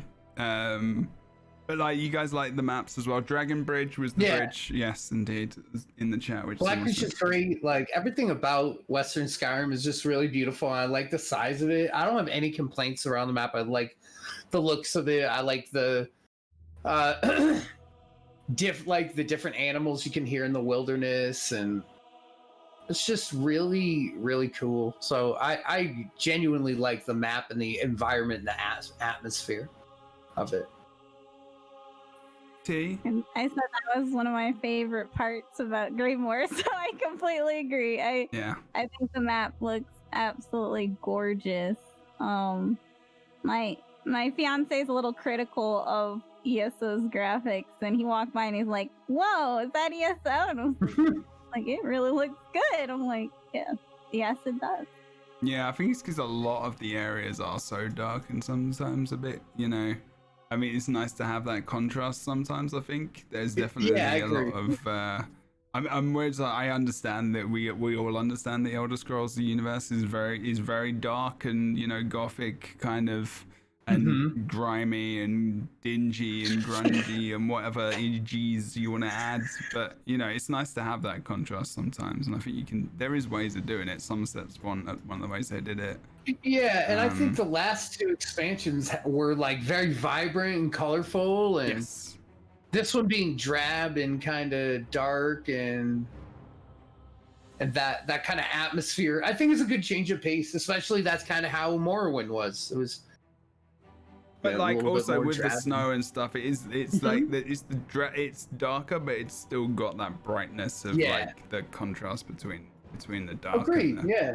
But Yeah, I they've agree kind with of that. done that with like Blackridge, right? Because it's dark down there and it's bright as hell upstairs. So it's like, okay, cool. We'll do that. Okay, so is there anything that you guys would have liked to have seen in Greymoor? I know we're skimming through stuff. You can only do so much in the podcast. I can't go through every single feature. But is there anything like you maybe wish you had seen in Greymoor? I don't know, T. Is there anything that you missed specifically when you were like, oh, they could have done with this, or oh, this is okay? Like I said, Dwemer stuff. I really thought there was gonna be some focus on that. And God, what was the other thing? Honestly, I really like the zone, so I don't know. It doesn't. I don't really have too much of a criticism about. I think they did a great job. I thought it was gonna be a lot less polished than it ended up being. I don't know. We'll see how things go now, because they probably had a lot of the work done before all this happened, but I think it did really good. I think I would like to see another class or race or another skill line, like not reworking vampire, like Yeah. because it's like the Sigic line was something that was added in Somerset. Then they did a class with Necromancer. Then they did a skill line again with Vampire, but like it was already there and they didn't really do anything great to it, I don't think. So I really would have liked to see some more innovative on the actual player creativity side of things. But I would assume the way the cycle goes, it'll be another year before we got anything like that. It seems like it goes skill line, class, or class, skill line, class, skill line. So hopefully class or race next one. But that's what I would have liked to see. How much time do I have? Because there is a ton. Oh, in Greymoor? I mean, probably not as much as everyone in the chat, for sure. I mean, I stream ESO like twice a week. No, I think he means like Is that what you mean? how much time you got, because he could go on forever. Oh, with how what- much time do I have? Yeah. Oh, well, no, yeah. I to mean, listen, 'cause you he's can got a go. lot to say. You can talk about it in chat. You can do that. It's good. So if you, I mean, absolutely, and don't think for a second that people don't enjoy it if we're talking critically about it, because it's more often than not you talk about the stuff which missed the mark than the stuff you enjoy. So in these podcasts, I definitely mix between the two. Like saying your favorite bits, what you enjoyed the most, what you didn't enjoy the most, and what could be added and what was good. Like, and I said Antiquities definitely was for me, one of the best systems they've got in the game that they can do the most with for everyone. It's probably the most accessible part of the game for everyone. That's why it's good. I get a massive amount of joy from access for people, for things. So when more people can do a thing. A space game. Yes. That's the only problem when we talk about access, I guess. Yeah, I forget about the main thing, which is the main issue. Yeah, base game. It would be good.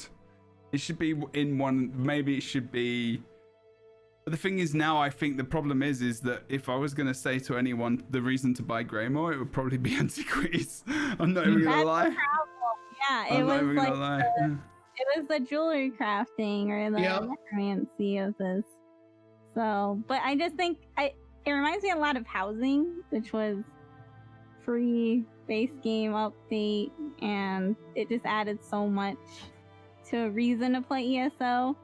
So like, if somebody came in the chat and was like, "Hey, I want to play ESO. What is there to do?" Like, I would want to be like, "Oh, there's this really cool system where you can go hunt things," but then I have to remember, oh, it's not a part of ESO Plus. It's not a part of base game. You have to pay for it. So I don't know. It's kind of like, it's a bit of a give and take. Like I said, I feel like they should have just put the vampire stuff on the shelf for another time and just focus on it in the context of the story and not so much the combat changes, and then use that to do something else, like Bert said, a different skill line. It's so weird to have it updated. Yeah. Fair. The main point actually kind of makes some sense what Pisces is saying, I guess, to a degree. I felt like this year did not have a whole bunch of content. The main selling point of the chapter is Skyrim. Yeah, there was definitely trying to the Antiquities. I mean, I think Antiquities was like definitely something that people were excited for, but maybe didn't expect that to be one of the main things that was going to be the. I mean, obviously, you know, it was one of the main things they talked about, like main features. But I think, you know, I think the fact that it is Skyrim. I think for me, nostalgia of Skyrim, even though I'd only finished it a week or so before, was pretty cool. It's still nostalgia. You can only ride that wave for so long. Exactly. Like, yeah, absolutely. So what else then, when you get past that, does it have? And when you guys have done the main story, we can maybe talk about that. But for me, it missed the mark. I mean, well, for me, not that it missed the mark. I think that it was. I think I will be able to judge it a lot better when the next story comes, like towards the end of the year. Because I'm hoping, because I think it improved in Elsewhere from the chapter to the end as well. So I'm hoping that's going to be the way it is. But I definitely felt like the chapter story in Elsewhere was better than this. And it could have been characters, it could have been, but that's just a personal opinion, you know. We all like different stories and different characters and different settings. That's true. So, you know, it's a very personal thing, I think, a lot of the times. You know, many people like vampire teenage comedy or whatever they are called, you know, things, and I don't like those. So, you know, they're not calling out anything. But you know, these do not look like Twilight vampires. I'm sorry. I didn't say Twilight. I mean, you know, I'm just saying. They definitely don't, though. They look the opposite. They do not. Twilight. It's true. And in the game, it's not like, sorry, I'm not comparing it to that. I'm just saying, you know, it was just because it was vampire. That was the only link. And not because I'm definitely not comparing it to that story. It's definitely darker. Oh yeah. And there are very, very good parts of it. I still think generally the game is very easy when you jump into Greymoor and you're doing the quests and everything else. And you know, I know that I'm, you know, a more experienced player, but I think if you're jumping in there as a brand new player, that's going to be a decent experience difficulty wise. But if you're a player who's been playing for a month, you're still going to just trash over everything. And I don't think it's really it's more about telling the story and doing the bits and bobs and going through the zone and completing the zone. You know, that's kind of what ESO maps are about, I guess. But the end game stuff, or the old end game stuff in the base game, was really good. I would love to see that again, I think. Something like that. Anyway, I digress. Stop saying Todd. New DLC's coming up.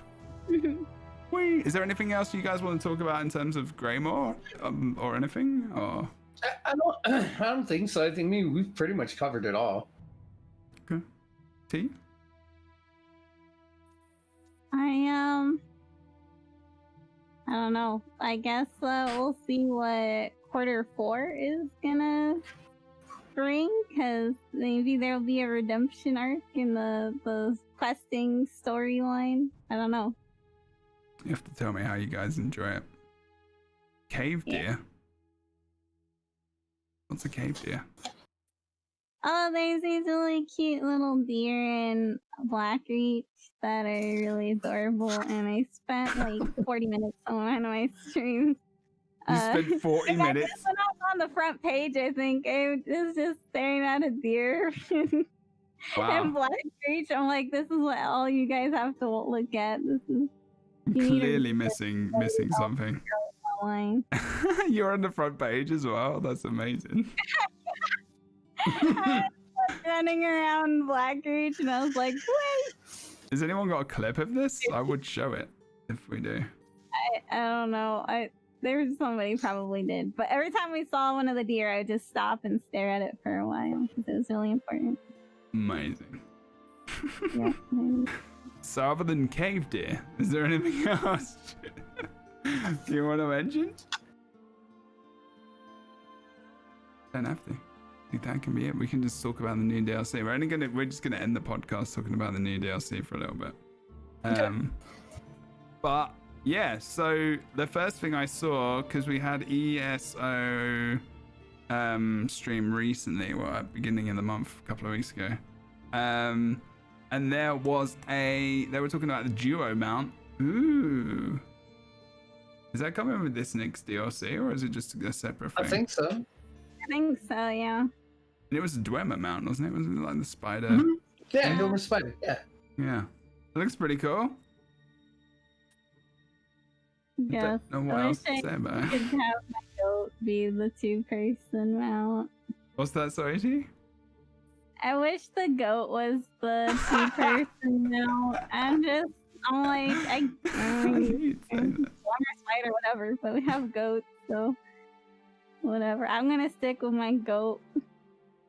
So T just wants the two-person goat mount. Yes. That's it. Actually, if we could have like a whole like little herd of goats, like they all have little ropes around their neck and they just follow each other around, that would even be better. Just have a whole train of like a goat train of people following you. That'd be amazing. Wow. I would fight people about how ESO is the best game ever if that happened. Goat content. It would have made sense, the goat, what a goat means, I guess. I don't know. Exactly. Like, it would have made sense, like, for the first double mount. Like, they need to get the feedback more, because that actually is a real thing. Really need to take the mount feedback. Yeah, now the mount feedback will build up. Guar mounts a thing. True. Yep. Oh. True. Or a two-person camel would have been awesome. Yeah. There you go. One thing is, okay, so this is dungeon DLC. There's going to be 2 dungeons, and you don't need Greymoor to play them, even though they are located in Blackreach and Greymoor, which is pretty cool. So you can just access them through the dungeon finder as you normally would, even though they're just located in the brand new maps. Mm-hmm. Pretty good. You just don't walk up to them. Yeah. And they've got their own stories, so you don't have to have played Greymoor at all. I think this is a good way. I don't know how you guys feel about it. Do you feel like they should be linked more to the chapter, or they've got a similar theme to it, but you don't have to.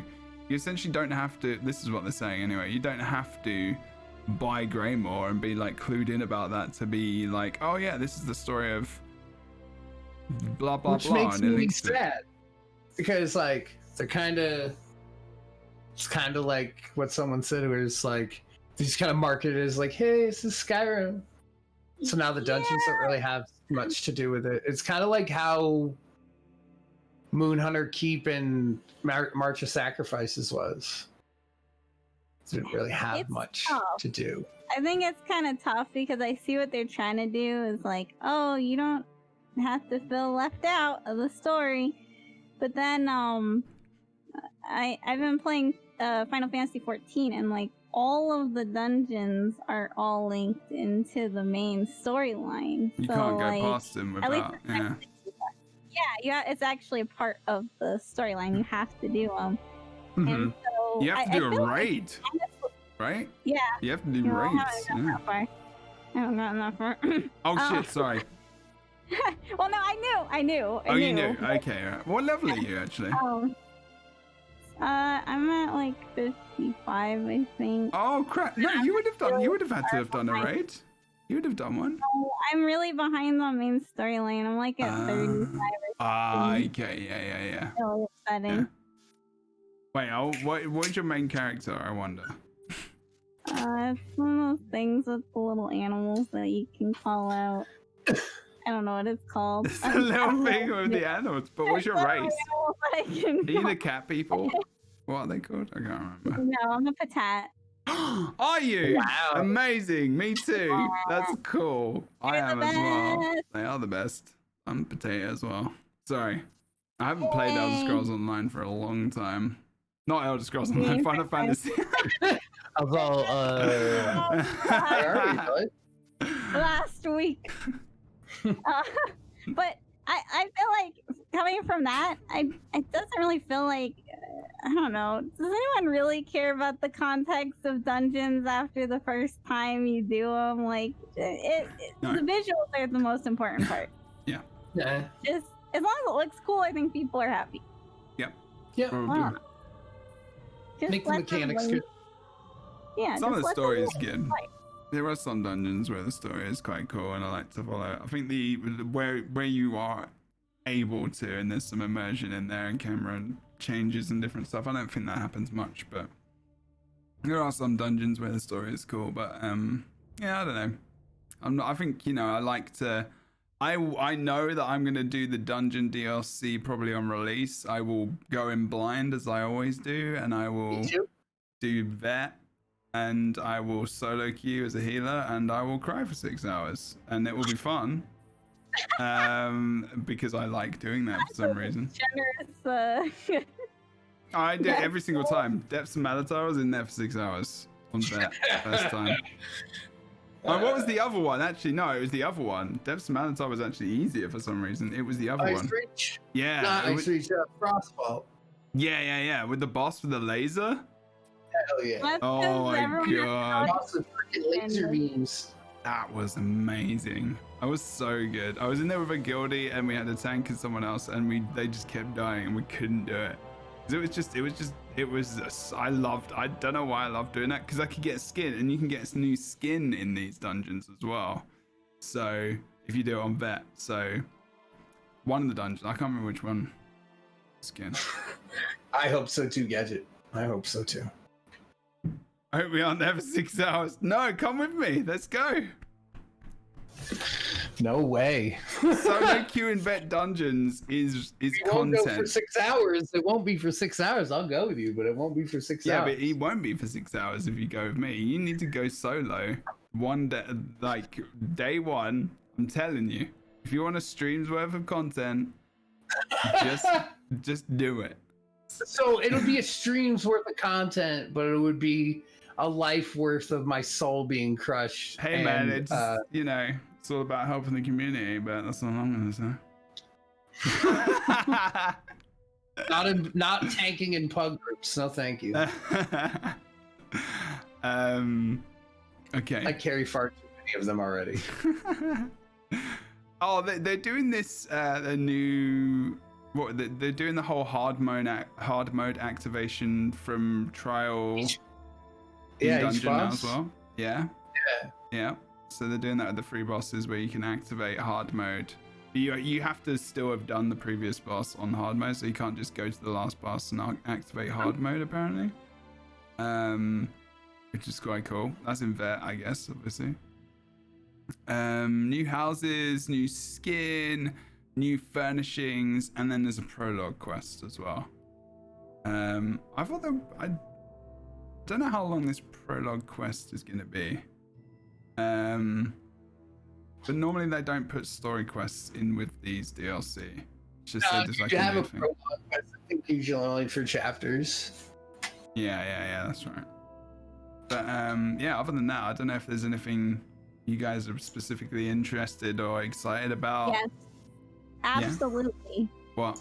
You can have flying mounts by adding pathing to your housing, and Wait, what? spent So on the PTS, you can add a little path, and you can make everything fly into the air, and it's just the most amazing thing. Oh, there's pathing, so you can make your mounts move. I saw that somewhere. Yep. Well, you can make them run around your home instance anywhere you want. You can make them fly into the air. You can make them go into like a solid rock, and then they'll just disappear like magic. What? So even can you do that inside? You can do it anywhere in your house. Holy shit. It's pretty wild. It's actually really fun. Is it RP breaking or? Well, hold on. I can't remember if they have collision or not. Most RPers hate NPCs because they break emotes when they walk into you, which is very rude. But the point is, you can have flying mounts now, and Rich said that it's okay. So there you go. So day one, I'm coming to visit you. And if I'm not seeing flying mounts in your house since I'm going to be upset. There's going to be a whole bunch. There will be 10. And there will be 10. Okay. There will be 10 flying mounts. There will be 10 flying mounts. And they should be the least looking flying mount you can get as well. Yeah, I had like a guard. I had a guard like flying into the heavens in one of my houses. Amazing. And then I had like a little blob that was popping around all over the place. It was like blubber in my house. It was pretty cool. And another guar that just kind of went up and down, like he just floated up, but he was still walking the entire time. It was really beautiful. It was really beautiful. Amazing. Yeah. Have you done this on the PTS during the stream? Absolutely. Okay. It was like a 7-hour stream of just placing. Can someone please give me a clip in the chat so I can just show it in the VOD? I just want to show it. I just want to show mounts flying. I want to see this. I need to see this. I've seen someone. I saw a bunch of Indrix, which triggered me. Honestly, just wandering a path. I can't remember who did that, but that was just. I was just like, I wish I had some kind of vehicle right now. But like in the game, obviously. All those Indrix gone. But you hate Indrix, dude. I really do now. Some of them have a nice glow. I don't dislike them. I just dislike collecting them.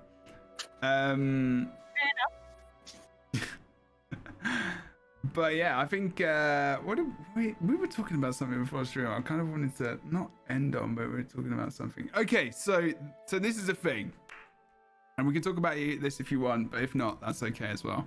But there is this worry, and I think this is something that is important. And this happened last year, and I feel like it maybe happened the year before. But the build-up of content up to the chapter, and then what happens afterwards. And like, is that still? What do you mean? Like, I think T. I'm not sure if it's T that mentioned it. I'm gonna put T under the. I'll run T under the bus for a second. But we're talking about like, you know, this hype build up. There's the beginning of the year where there's this roadmap. Oh, yeah.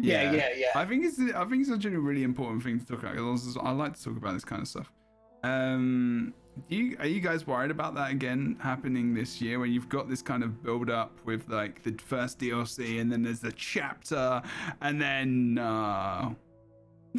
then it kind of goes. It starts to go down a bit in terms of, and I'm not sure what it is. Like, I think Bert mentioned something about balance. Like it's like they've kind of got these plans, and then suddenly they move to balance, and then T mentioned something as well. And I'm not sure if it's a mixture of stuff, or they have this real like enthusiasm. No, it's not infusing. They're always infused for the game, but like this drive, or there's something that happens around mid-year where it seems to go down, not downhill necessarily, but something happens. I don't know. Do you guys know what I'm talking about? I mean, you do, because we're talking about it.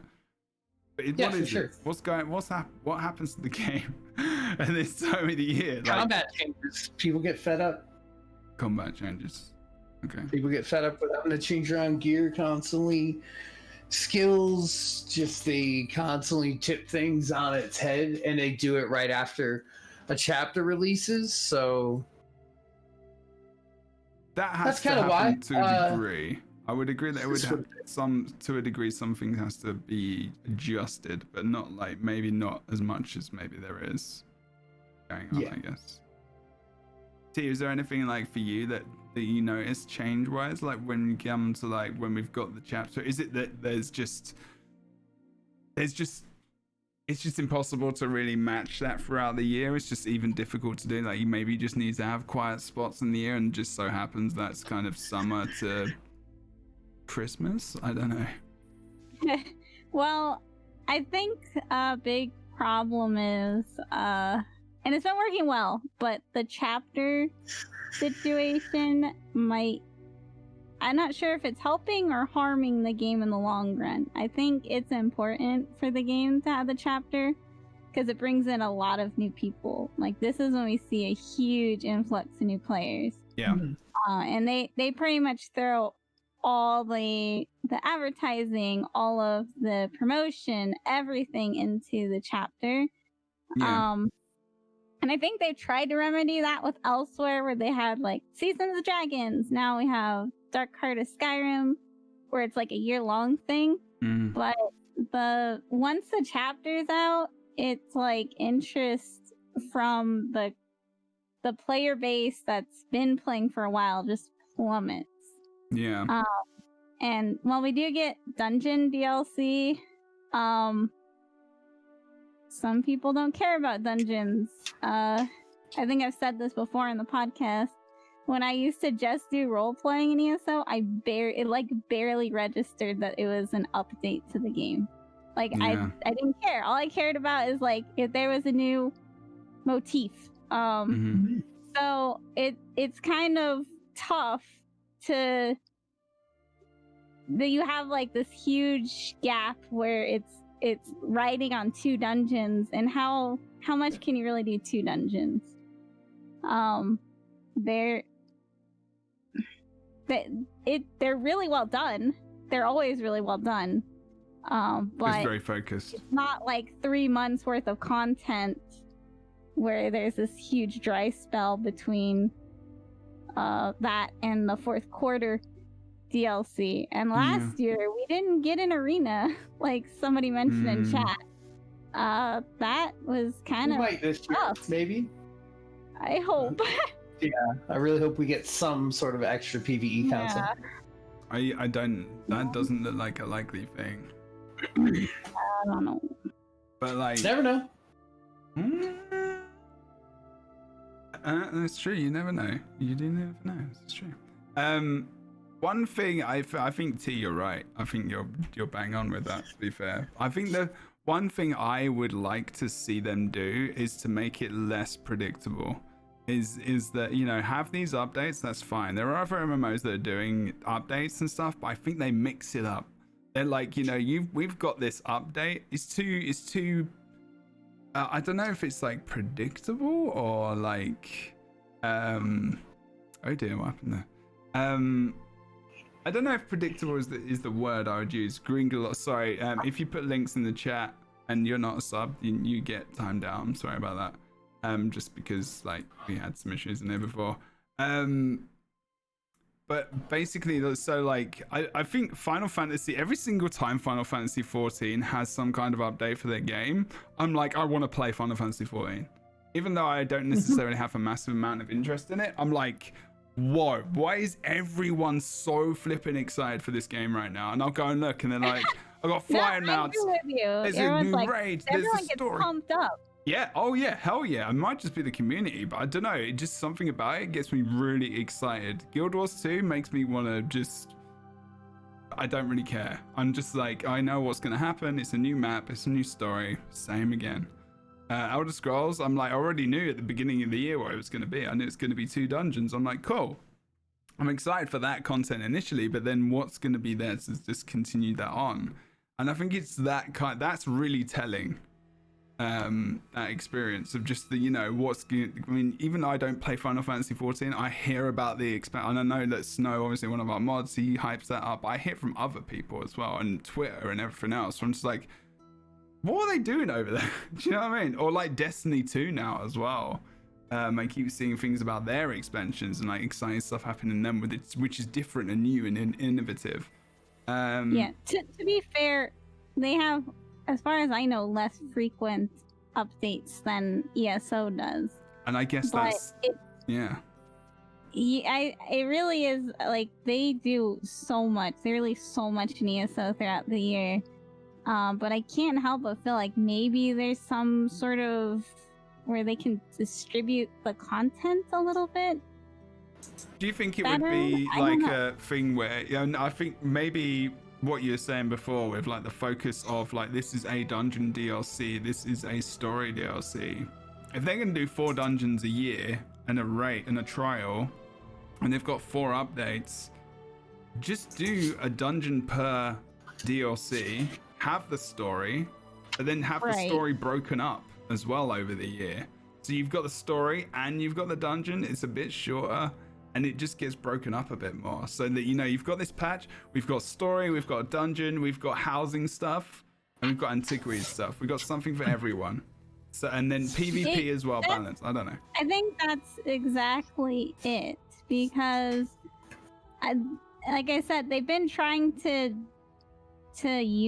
unify all of their stuff, so it's a year-long thing. So why not just spread out some stuff? If you have Greymoor, maybe you get some free content, quote unquote free, if you already own it later in the year, to bring some people back.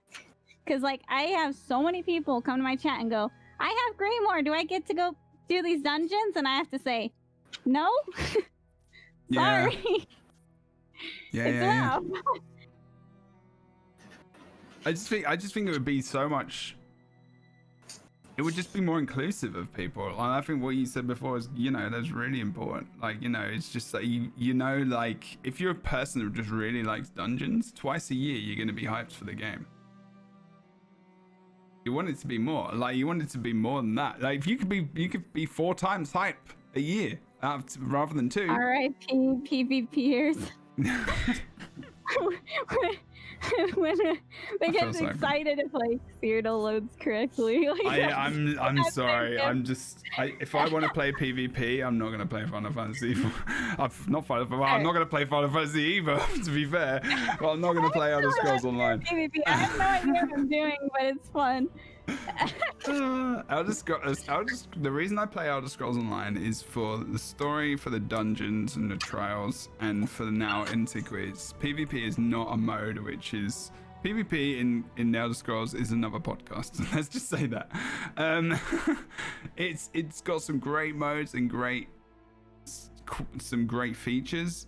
There's a lot that needs to be done in it, and in all honesty, I think they need to focus on the things which work for them so well, which is their story and is their PvE content. I think PvP is, you're going to have a lot of games that are going to answer those questions for a lot of people in the future. So I think it's going to be too much work for them to do. To really, I don't know. I'm not even PvPing in ESO anymore, so I don't really know what the deal is. All I know is BGs are just awful. That's all I know. And maybe they can do something in that in the future, who knows. But otherwise, I think, and hopefully I haven't sounded too negative today. I don't know if I have. I kind of got really happy about Antiquities. I love that. I'm literally selling the game on that myself at the moment, and I'm a PvPer mainly. So, I mean, the ESO is my game for, I've said it once, I've said it a million times. For me, it's got the best story and an MMORPG that I've probably played. When I get immersed in that game, it is crazy. It's good. But when I don't, it makes me sad. But otherwise, I think, is there anything else you guys want to talk about or mention, or you think it was important today? I can't think of anything that we didn't cover. We covered a lot over the past, especially for over the past 6 months or so. Yeah, that's true. Yeah. And in the future too.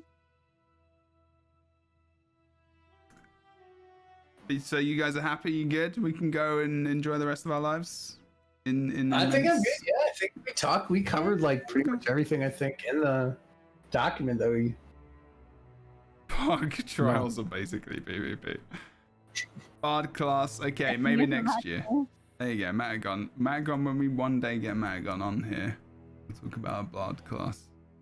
I feel like they keep missing opportunities. Like, I really wanted like a punchy class with Elsewhere because it makes sense. Punchy class, a monk. I want that so bad. There was literally a punching animation in the game. Yeah, exactly. So I went around on stream once and just took off my weapons and punched things to death. I was like, if they won't give it to me, I'll be the change I've been waiting for and punch things to death. And then, like, you'd think Skyrim would be perfect for a bard class, but once again, there you go, Jimmy. there was no. Yeah, it's I don't know. I just feel like they need to plan a little bit ahead for that. This is true. To get classes corresponding with the content a little bit better. And this is what I mean. Wouldn't necromancy be good for this year? I don't know. I feel like, I don't know, there's some sort of disconnect somewhere along the line. Or maybe they could have just had and that's where the predictability comes in. You know that this year, you know that next year, if we don't get a class, there's probably going to be a lot of disappointment. So we like under everything. I mean, no matter under everything, like no matter what anyone says, if there isn't a class next year, people are going to be pissed. Like, that's just going to be a thing. And you work yourself into this place where you become so predictable that if you don't produce this content, like at this time, that there will be riots. There will be riots, probably. Jeez. And everyone will be riding the Indrik.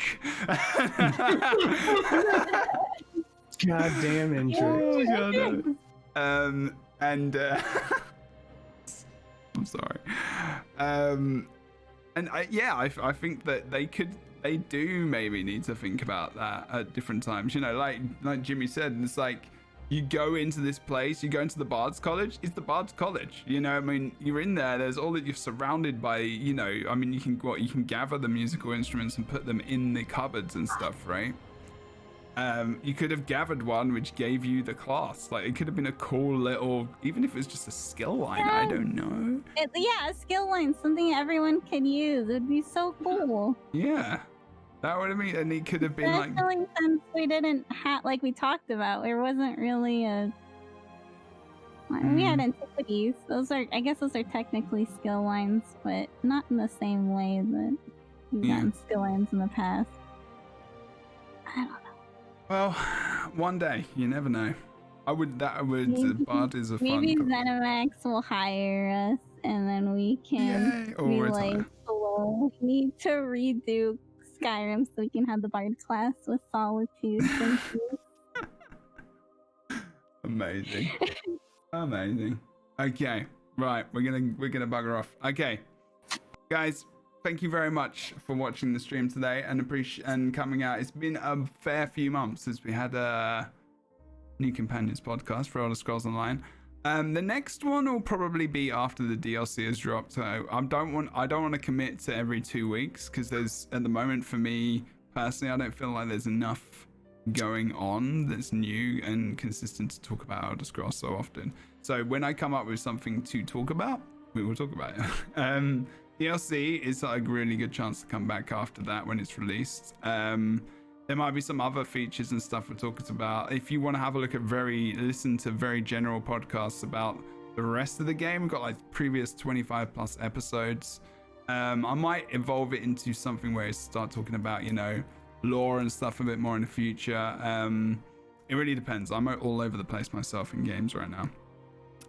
But still much love for Elder Scrolls. Yeah, I mean, I think at the moment, it comes to this point of the year as well. That very much is the case.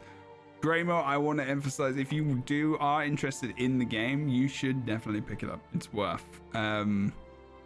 Antiquities is one of those systems in an MMORPG I have never experienced before. And it is a brand new thing, which I think is amazing.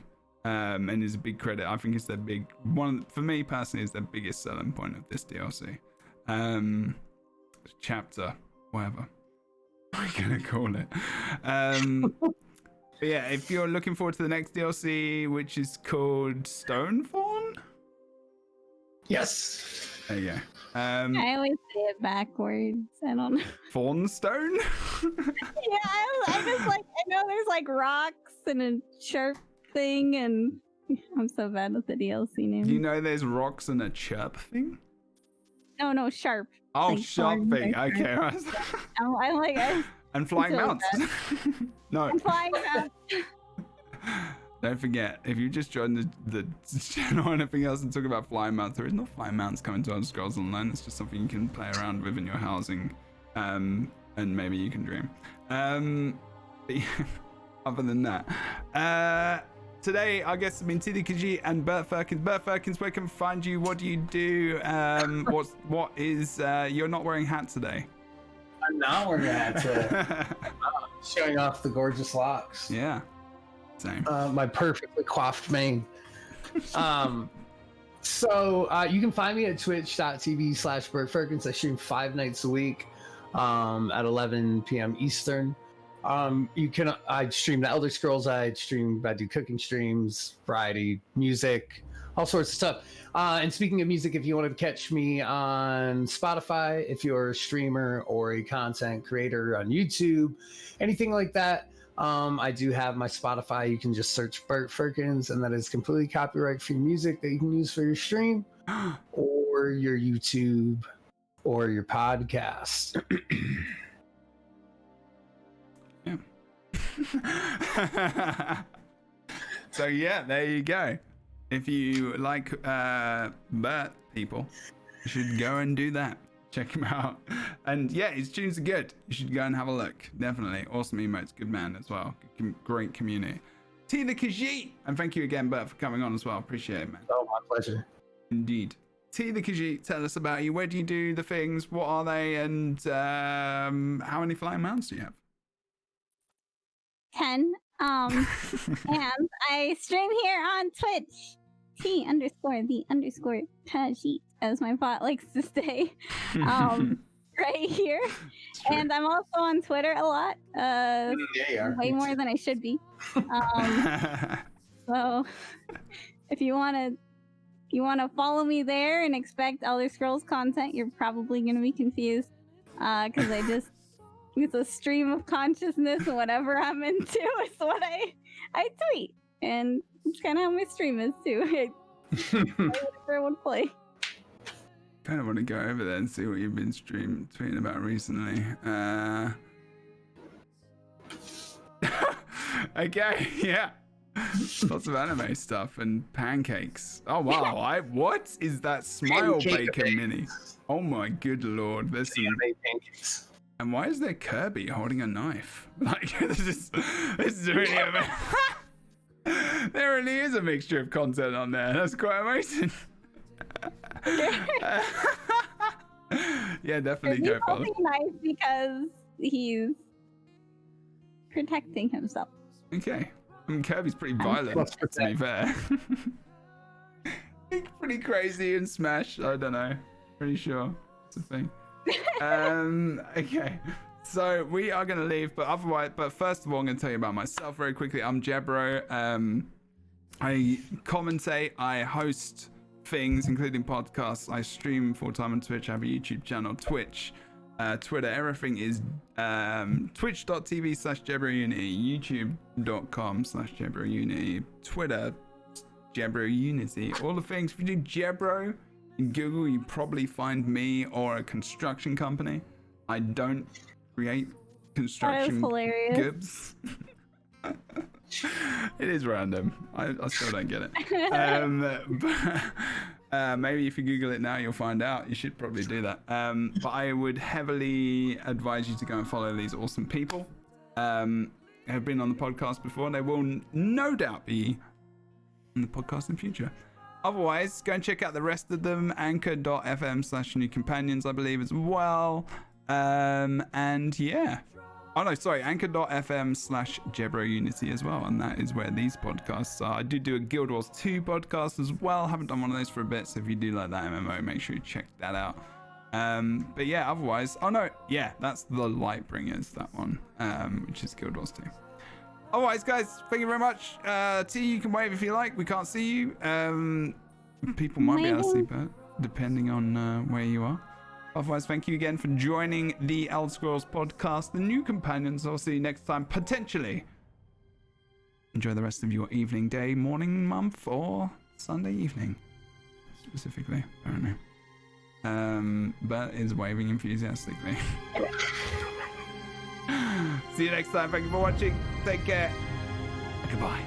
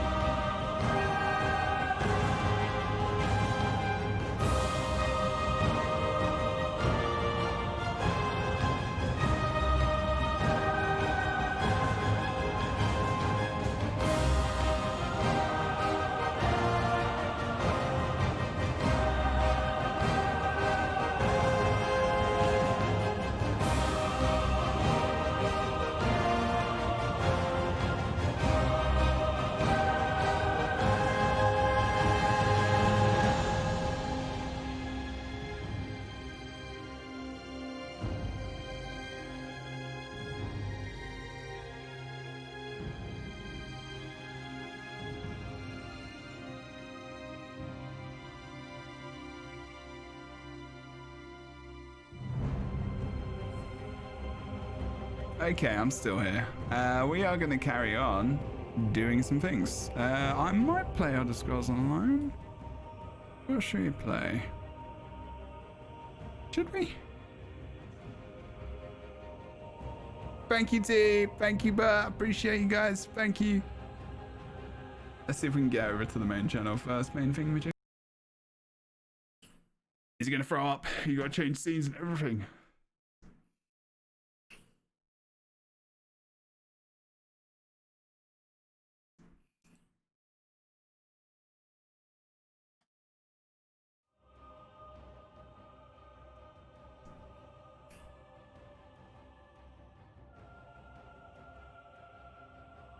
Hey, there we go.